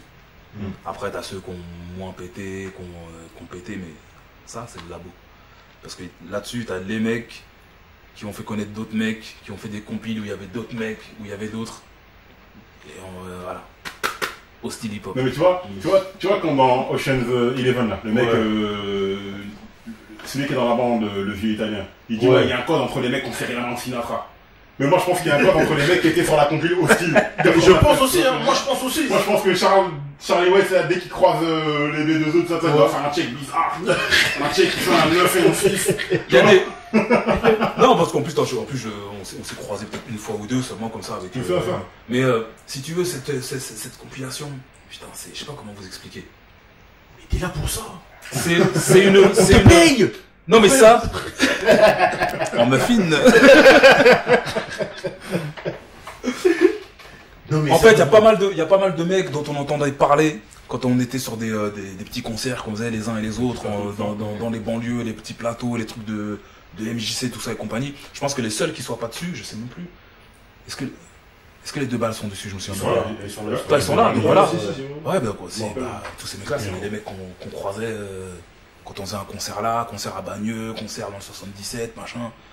Et au final, on s'est tous retrouvés à faire un disque, quoi. Mais comment ça s'est passé? Ils sont venus vous chercher? C'est la maison de disque qui a dit bon voilà, il y a un truc qui se prépare, allez-y. Non, nous, c'est grâce à Bruno, c'est grâce à Gynéco qu'on se retrouve là-dessus. Ah ouais. Parce qu'en fait, Papillon, on le connaissait depuis le 18e, vous étiez à l'école ensemble, enfin dans la même école, je sais pas quoi. Il a entendu parler que. Puis nous, justement, on traînait nos baskets un peu partout, on était dans tous les. Dès qu'il y avait un plateau où on pouvait rapper, on était là. On a croisé, comme je te disais, on a croisé pas mal de monde et de fil en aiguille, boum. Papillon et Bruno ils se sont reconnectés et puis voilà quoi. Non mais tout ça c'est quand même. On a été au bon endroit au bon moment, on a eu du bol parce que le truc se faisait aussi en même temps. Et puis franchement voilà, disons ce qui est, ça aide quand t'as un mec qui Qui est en place déjà. est en place déjà, qui vient, qui te recommande, c'est le bon truc, tu vois. C'est ça. Mais question de journaliste, tu vois, débutant. Alors, à l'époque, quand vous enregistrez ce titre pour cette compilation, avez-vous conscience que vous étiez en train d'écrire l'histoire? Non, Déjà, bon, je pense que je vais vous raconter l'histoire en entier si on se revoit, si on fait un autre truc. Moi déjà, je suis fonce D, moi, le jour de l'enregistrement. Ça commence. Ok, vas-y, du coup, t'arrives en studio, t'es fondé, Le jour de la maquette, ouais. En fait, il y a Bruno qui nous appelle parce qu'il est chez Teufa. Et, vu que c'est kilomètres qu'on fait l'instru, donc il nous appelle pour poser la maquette. Je sais plus où c'était exactement, dans un appart où ils avaient posé leur machine et tout. Et sauf que nous, avant ça, on est dans une ambiance avec Papillon, tu vois.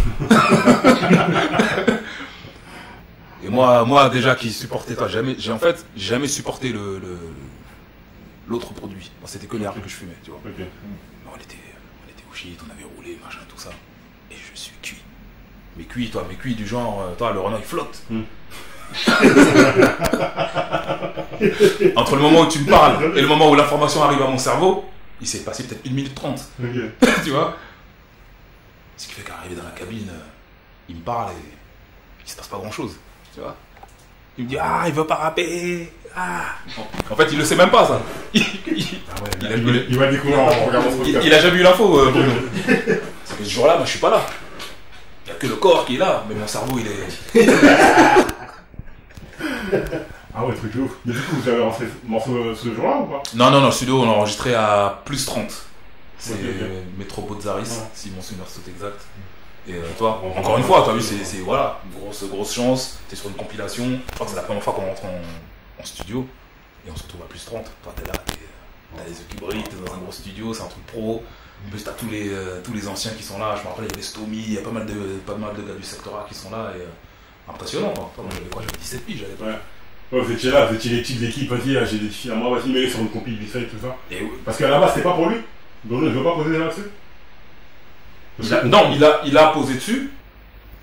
Parce que le morceau, parce que les couplets sont bien chambés, les couplets de papillon sont bien dangereux. D'accord. Mais ouais, il a posé dessus parce que c'est dangereux.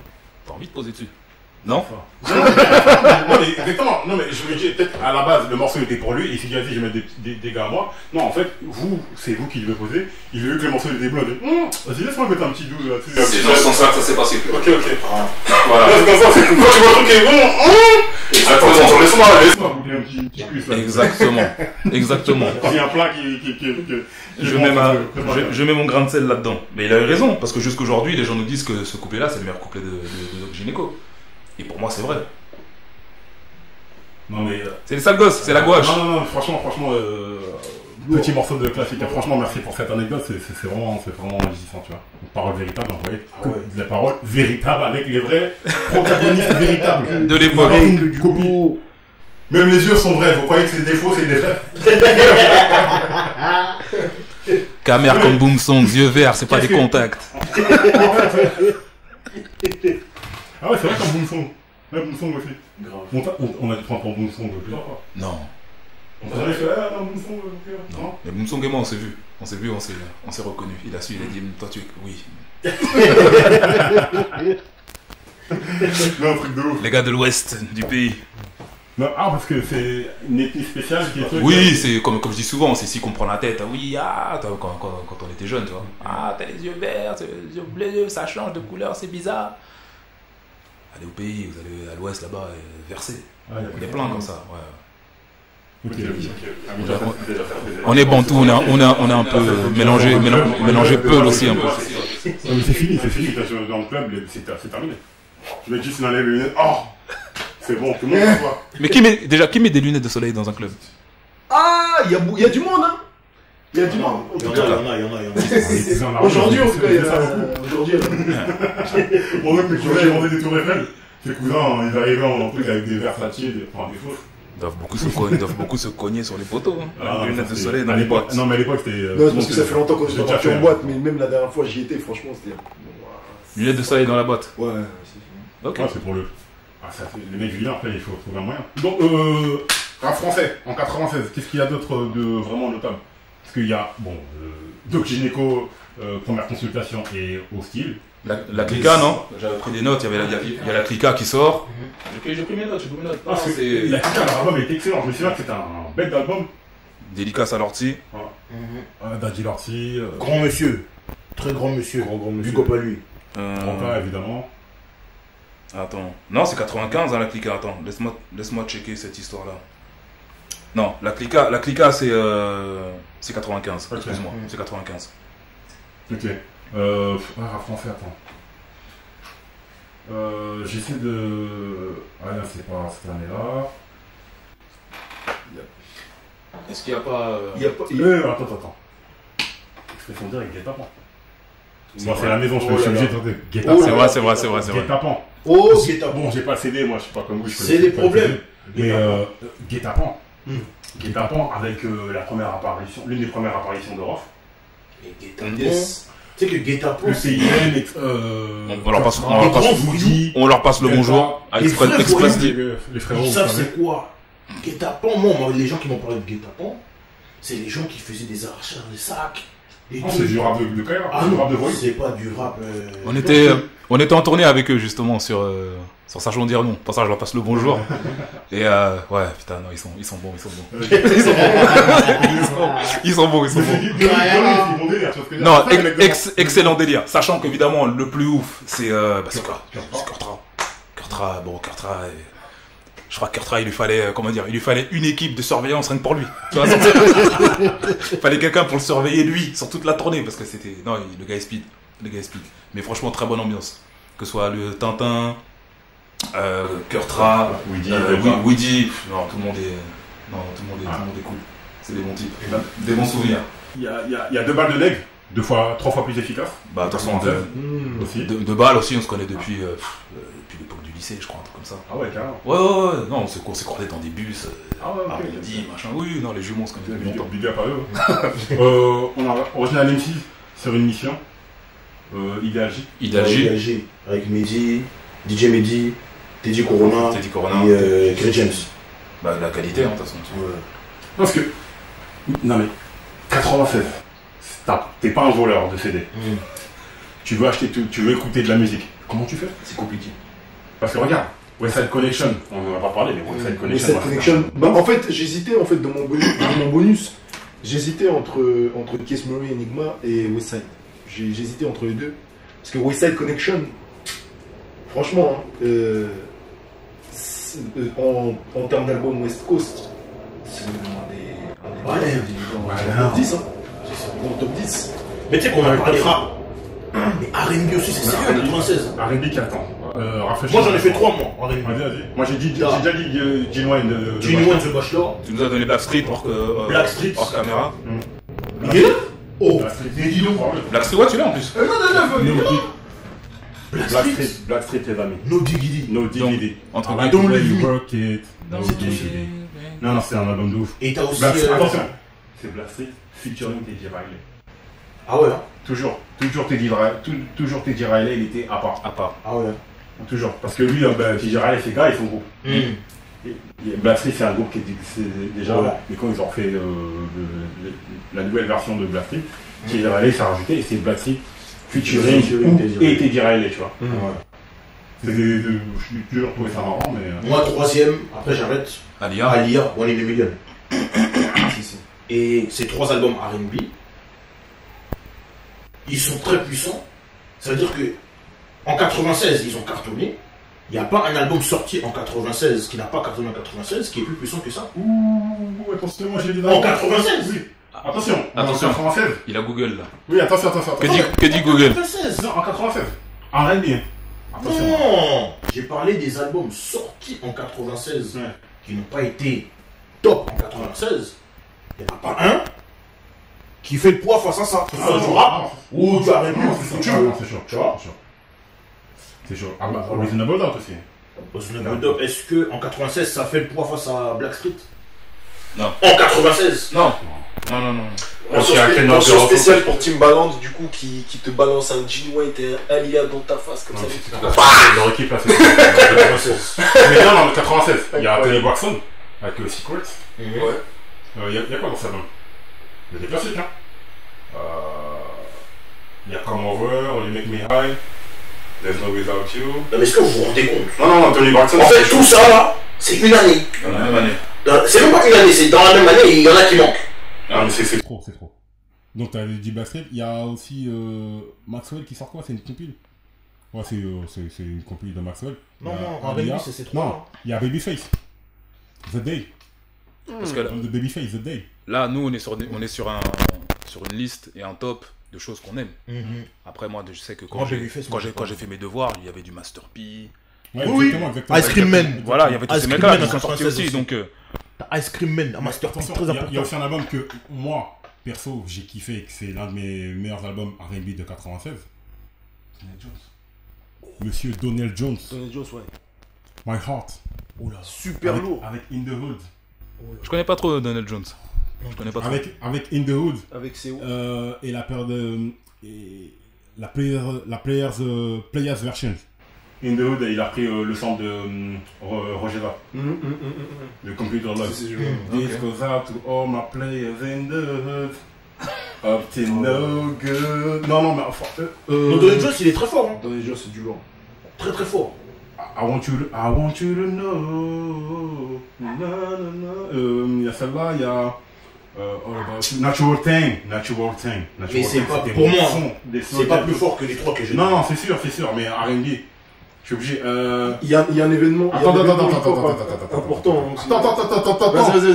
C'est un top 3, c'est un top combien? Non, là c'est très grave. C'est un top combien? Non, là c'est très grave, comme Arnaud dit souvent. Non. Qui suite? Oh, toi. Qui suite? Non, lui. Qui suite en 96? On est fatigué. Un album classique de chez classique. Non, mais lui, j'écoute encore aujourd'hui. En fait, lui, c'est trop. On a regular basis. C'est trop, lui. C'est celui, il y a Nobody. Voilà. Twisted Nobody, Funky Dope Love. Mais c'est des problèmes. Funky Dope Love. Non, moi, c'est Nobody, mon morceau. Nobody, c'est trop. Nobody, c'est trop. Mais non, même Je mets un morceau de K-Sweet. Nobody. Celui que tu accompagnes de quelques centaines. C'est un artiste qui est calibré pour ça. Non, en fait, lui, c'est trop. Exactement, c'est du love, pure love. C'est pure love, c'est K-Sweet. Avec sa voix mielleuse. Ah non. Non, c'est trop. Non, qui suit, c'est vraiment abusé. Si tu cherches, c'est que c'est fini. SWV, New Begin, avec You're the One for Me, tout ça. You're the One, c'est dans celui-là. En vérité, le truc c'est que la R&B c'était tellement prolifique à l'époque. Il y en avait tellement. Toujours des petits groupes de Renois avec des cheveux. Mais justement, en fait, les Renois des boîtes de défilage. Par rapport à ça, Alex, Super glow. Just for me. Par rapport à ça, le truc de Dark and Lovely. Pour faire le parallèle, c'est qu'il y a un événement, il y a un événement en 96. Avec la cassette qu'ils mettaient dedans. On est passé tout, on mettait du rap. Dre, en partant de chez Defo, du coup, crée Aftermath. Et il sort Dre Present Aftermath. Et en fait, les gens étaient déçus en fait de cet album. Pourquoi? Parce que le 70% du roster, c'est des chanteurs en fait. 70% du roster, des mecs qui va présenter sur cet album sont des chanteurs d'R&B. Les gens, ils ont pas compris. Mais il a plus personne. Il a plus personne. Il a plus personne aujourd'hui. Quand il sort de chez d'autres, il est à poil. Il est à poil. Tout à chaud. Tout à chaud, il a tout gardé. Tout. Les voitures, les droits, les morceaux, les clips, tout est à chaud. Alors, le gars, il part à poil. Oui, d'accord, mais ça reste comme Dre. Oui, non, bien sûr. Mais c'est un choix artistique qu'il a fait quand même.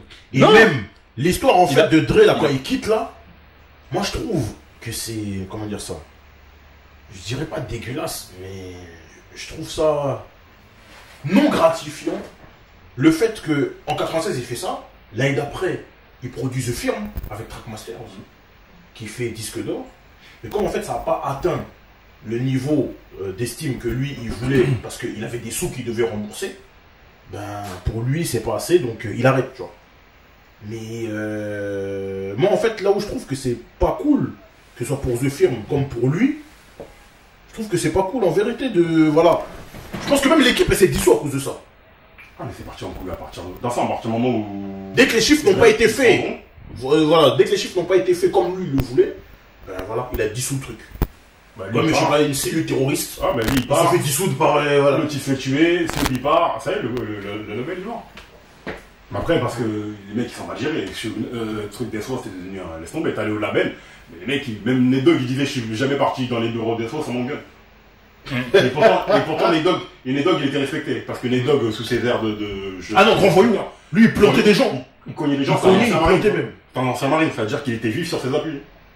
Ah, je savais pas ça. Ah, Ned-Dogg. Mais toi, le fils de Ned-Dogg, tu sais pas ça? Non, je sais pas, mais justement. Non, Ned-Dogg était très fort. Attends, il y a un album dont on va pas parler, UGK, en 96. Il était pas mal. UGK. Donc, ouais, très, très important. Après, il y a plein de trucs. Non, Master P, Ice Cream Man. Master P, No Limit. Faites attention. Moi, je sais pas, les gars, vous avez d'autres choses à dire sur d'autres albums parce que Lord Finesse, The Awakening. Donc, en fait, c'est un album qui est produit par. Enfin, en fait, c'est des prods de Lord Finesse où il fait poser de différents artistes. C'est un album qui a un succès d'estime, mais bon, c'est pour les puristes, pour des mecs qui aiment des prods new-yorkaises, etc. Ça n'a pas eu un niveau de vente exceptionnel. Après, du coup, il y a eu le premier album de The Roots, Half-Life. Et franchement, c'est une fête de l'underground. Ils invitent Mos Def. Il y a Mos Def en featuring. Il y a Five Dog de Tropical Quest. il y a des prods de J Dilla. En fait, il y a toute cette sphère, en fait, moi j'appelle ça sphère underground. C'est pas des mecs qui ont vendu des masses, mais qui ont toujours un succès d'estime. Bon, The Roots, ils ont eu quelques années qui ont vendu. Les Backpackers. Voilà, c'est ça, exactement. Et donc, du coup, cet album-là, je l'ai réécouté là justement pour l'occasion et c'est lourd. C'est un Avec album pareil que tu écoutes calmement chez toi un soir, tu te. Avec des sonorités nouvelles. Voilà. Parce que le son de Quest, c'est quand même un son qui est nouveau à l'époque. Au niveau hip-hop, le son live. C'est ça, exactement. exactement Les en fait, prods de Q-Tip, on oublie souvent. Ouais. Q-Tip, très très grand producteur. Très grand producteur, ouais. On parle souvent de Tribe, J Dilla, etc. Mais attention, Q-Tip, sur les albums de Busta et plein d'autres, il a fait des prods Jay-Z.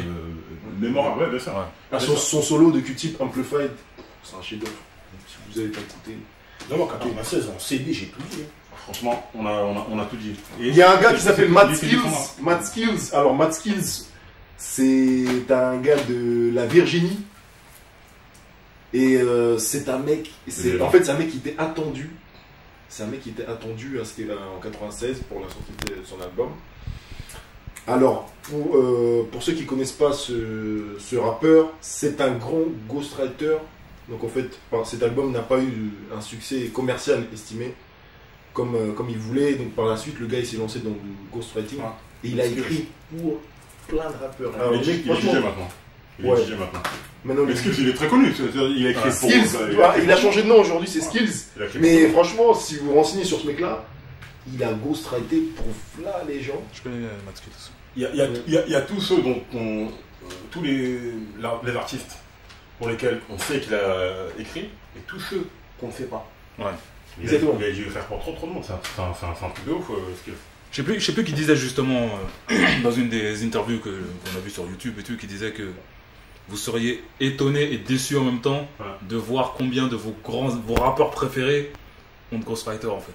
On pense que les mecs ont une putain de plume et viennent et écrivent comme ça alors que non, il y a un ghost qui est derrière. Mais tu sais, ça peut être tout bon, mais le mec il est foncé. Il arrive en studio, faut enregistrer ou faut donner le morceau, truc, le mec il est foncé. Vas-y, je sais pas un inspi, je sais pas quoi, allez hop, un mec il vient avec un morceau tout truc, des rimes bien fraîches, bien faillantes.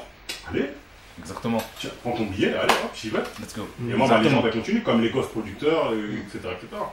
Nous-mêmes, je me souviens à l'époque, on avait été approchés par des mecs qui voulaient nous faire les ghosts. En gros, ils rachetaient nos prods, Ouais. on leur donnait les pistes et les droits, etc., etc. Et les mecs, eux, ils faisaient leur salade dessus et ils revendaient. C'est-à-dire que le mec nous l'a dit clairement. C'est un mec, enfin bref, il était venu, il nous a dit, nous, clairement, moi je vous achète les prods, Ouais. moi je les revends derrière. Le mec, s'il fait la prod et que le morceau il fait 10 millions de dollars, après c'est pour ça vous fonctionne plus. Ni vous ni moi ne touchez plus rien dessus. Nous, à partir du moment où on a vendu le truc, on n'était pas chaud à l'époque pour un truc, mais bon. Après, t'as des grands producteurs qui ont industrialisé le processus. Bien sûr, bien sûr. Comme Dre avec Melman, etc. Melman, Ah, bien sûr. Mac Elizondo, il a carrément pris, les gars, il a dit, écoutez, je vais pas vous racheter les prods, je vais carrément vous engager. Tout ça, ouais, c'est. Comme ça, on fait. Kanye aussi à Sega, Just Blaze aussi à Sega, attention. Bah, attends, Just Blaze c'est autre chose. Lui, il a Sega qui vont faire les magasins pour lui pour trouver des disques. tout ça. Parce qu'à un moment, t'as pas le temps. Quoi. Ouais, T'en faire tu un vois quand il fait les morceaux de A à Z, etc. Ouais. Tu vois, donc, moi, à partir du moment où je t'ai vu vraiment tout faire, un morceau de A à Z, je sais que tu sais faire un morceau de A à Z. C'est-à-dire que si tu vas faire des trucs, c'est par paresse. Quelque part, je te donne le droit de sous-traiter. Ouais, voilà. Mais t'as des mecs, tu les as jamais vu faire de morceaux de A à Z, ils te disent, ah, j'ai fait tout ça tout seul. Ouais, mais on t'a jamais vu. Enfin, je sais pas, aujourd'hui, à l'ère des réseaux sociaux, on est capable de te montrer. Ou si tu sais qu'il y a des rumeurs, montre une bonne fois pour toutes et c'est terminé. Exactement. Tu vois, donc bon. Après, ça, c'est encore un autre débat. Mais pour revenir sur cette année 96, Bon, pour moi, c'est la il y a meilleure. Emopi aussi, Emopi, effectivement, deuxième. Emopi qui est un groupe classique, hein, pour ceux qui connaissent pas, allez le voir. C'est pas mon préféré, mais il est. Emopi, c'est pas que Any Up. C'est ce que je veux dire, parce qu'on les réduit que à ça et c'est pas juste. C'est Welcome to Brownsville, mon morceau préféré d'ailleurs, je pense, de M.O.P. c'est Ah, exactement. avec Teflon. Mais Tout c'est est- vrai. Le clip où ils ont des Uzi, des trucs, c'est ça, non? Welcome to Brownsville. Non. Il y a un clip, je me rappelle, ils sont jeunes, ils ont des Uzi. J'ai dit, mais c'est quoi en plein Brooklyn? Il y a un problème là. On continue. Non, c'est chaud. Franchement, MOP sérieux. Et sur scène, il donne. Si vous avez l'occasion, MOP, c'est des. Non, c'est j'ai des artistes qui vu viennent en Europe. Je crois en 2004, un truc comme ça. Ah non, ils sont venus Franchement, récemment au Flow. Ils j'ai sont venus l'année perdu. dernière. J'ai raté. C'était plus J'ai pas vu non Oh, plus. c'était J'ai sûr. loupé. En plus, il a perdu du poids. Non, c'était Lil- sérieux. Non, mais Lil Fame, il est devenu. C'était sérieux. Franchement. Billy Dance, The Lil Fame. Moi, je me souviens. Non, c'était en 2006 parce qu'il venait de signer chez G-Unit. Ils étaient désolés. Ils disaient non, on a signé chez G-Unit. Parfois qu'il récupère un billet. Billy Dance, il a dit ouais, I gotta feel my family, tout ça. J'ai dit waouh, ah ouais, carrément. Ouais. On dirait que t'as signé chez Hitler. Tranquille, c'est qui ça reste durable. Ça reste durable, doucement. Mais après, bon, il savait très bien pourquoi il s'excusait. Parce que voilà, c'est G-Unit. pour le public. Parce que leur fanbase, c'est Dans des le public. Ouais, voilà. Mais voilà, on va conclure là-dessus. Mais moi, ce que je voulais dire aussi, c'est que l'année 96, elle a été tellement prolifique et il y a eu tellement de succès que bon, pour moi, c'est un terreau qu'a donné 97, 98, et après, ça s'est essoufflé. Parce que t'as 99. 99 très très lourd, 2000 incroyable, 2000, c'est 2000 incroyable. Moi pour moi Non, mais la qualité, elle est au rendez-vous. 2000. Ouais, mais il y a Ah, il y a beaucoup beaucoup d'albums. d'albums en 2000. On va pas dire là parce qu'on fera un épisode dessus. Mais il y a des albums en 99. Après, Là tout de suite, je peux t'en donner, moi. tu 2000 sais, aussi. tu sais, moi je pense que t'as l'impression que ça s'est essoufflé parce que les artistes new-yorkais commencent à être en retrait. Mais attention, t'as des mecs du sud qui ramènent des bons trucs. T'as du T.I., t'as du Lil Wayne, tout ça qui. 2000-2001, c'était dangereux. C'était bon aussi. Hein. T.I. c'est 2003. Mais il y a eu un petit trou quand même. 2003. 2002, il a fait son album qui a fait un flop, I'm Serious. 2003, il envoie Trap Music. Et là, ça devient sérieux. Attends, I'm Serious, il est sorti. C'est pas en 2001. 2002. 2001 ou 2002. 2001, I'm Serious. I'm Serious 2001. Mais flop. Flop, I'm Serious. Et pourtant, Il s'est fait virer même de maison de il disque. y avait du Neptune, tout ça dedans. Il s'est fait virer de la maison de disque. Ça veut tout dire. Après, t'avais Ludacris, hein. Ouais. Ludacris, ouais, 2001, lui. Ouais. Premier. Ouais, c'est fin, Back for the first time, non, même pas. Ouais. 98. 98. Ouais. Non. 98, Si, Back si, for the si. first time. Parce que Attends, je 2001, regardais parce que 2001 c'est Word of Non, Mouth. c'est 2000. C'est 2000. C'est 2000. Ouais, c'est Fantasy. Back for the first time. Back for the first time, c'est 2000. 2000 Je me souviens, 99, 2000. J'avais acheté le vinyle. Shout out. Parce qu'il y en a deux. hein. Il y a deux Back for the first time. Luda. Il y a le Non, c'est vrai qu'il y en a Excellent deux. artiste aussi, Il y a un Ludacris. premier, il y a un premier qui est Grave. sorti, je sais pas, dans un mode. Non, c'est des mecs qui sont Il a fait une avec un délire, réédition plus Ouais. tard. Et surtout, lui aussi, c'est visuel. Ouais. Les clips où Alors, il les déformé, gars, la grosse Ludacris, le tête, les premier grosses album, mains. il s'appelle Un Excellent. premier gros, qui est sorti en 2000. C'est Back for the first time. Mais Back for the first time, on va dire, c'est une Ouais. réédition lorsqu'il a Exactement, signé chez exactement. Def Jam. En 2000. Exactement, c'est ça. En fait, il est sorti via Disturbing the Peace, et ensuite, il a signé sur Def Jam, il a Ouais, ressorti c'est sur. le Un Conegro et Back for the first time, c'est la même C'est chose. le même album. C'est le D'accord. même album en C'est le vérité. même album. Les gars, j'ai envie de dire qu'on a fait un petit peu le tour hein, de l'année Ouais, 96. on a tout fait. On a Ouais. donné nos albums préférés, etc. Il y en a plein qu'on n'a pas cités, etc. Parce qu'on peut pas. On peut pas tout citer, etc. On peut pas faire un podcast de 8 heures non plus. Rendez-vous sur En tout live. cas, ça va être suivi dans live. Donc, restez connectés sur nos réseaux sociaux, essayez de regarder ce qui se passe. Régulièrement, on poste des news, on essaie de se tenir au courant. Discutez avec nous, parlez dans les commentaires, dites-nous ce que vous avez aimé, moins aimé, si vous êtes d'accord On avec est totalement Valentin, interactif. ou moi, ou Charlie Waits, etc. N'hésitez pas à poser des questions. Voilà, si vous avez des questions pour Charlie Waits, on mettra de toute façon son. Et Instagram Charlie va aussi. revenir encore pour etc. plein d'autres. d'autres vidéos topics. qu'on va faire. Exactement. Voilà. Exactement. Plein de sujets. Big up à tous ceux qui ont contribué à cet épisode. Merci à Charlie Waits d'être venu avec nous. Merci à beaucoup. vous. Franchement, Merci.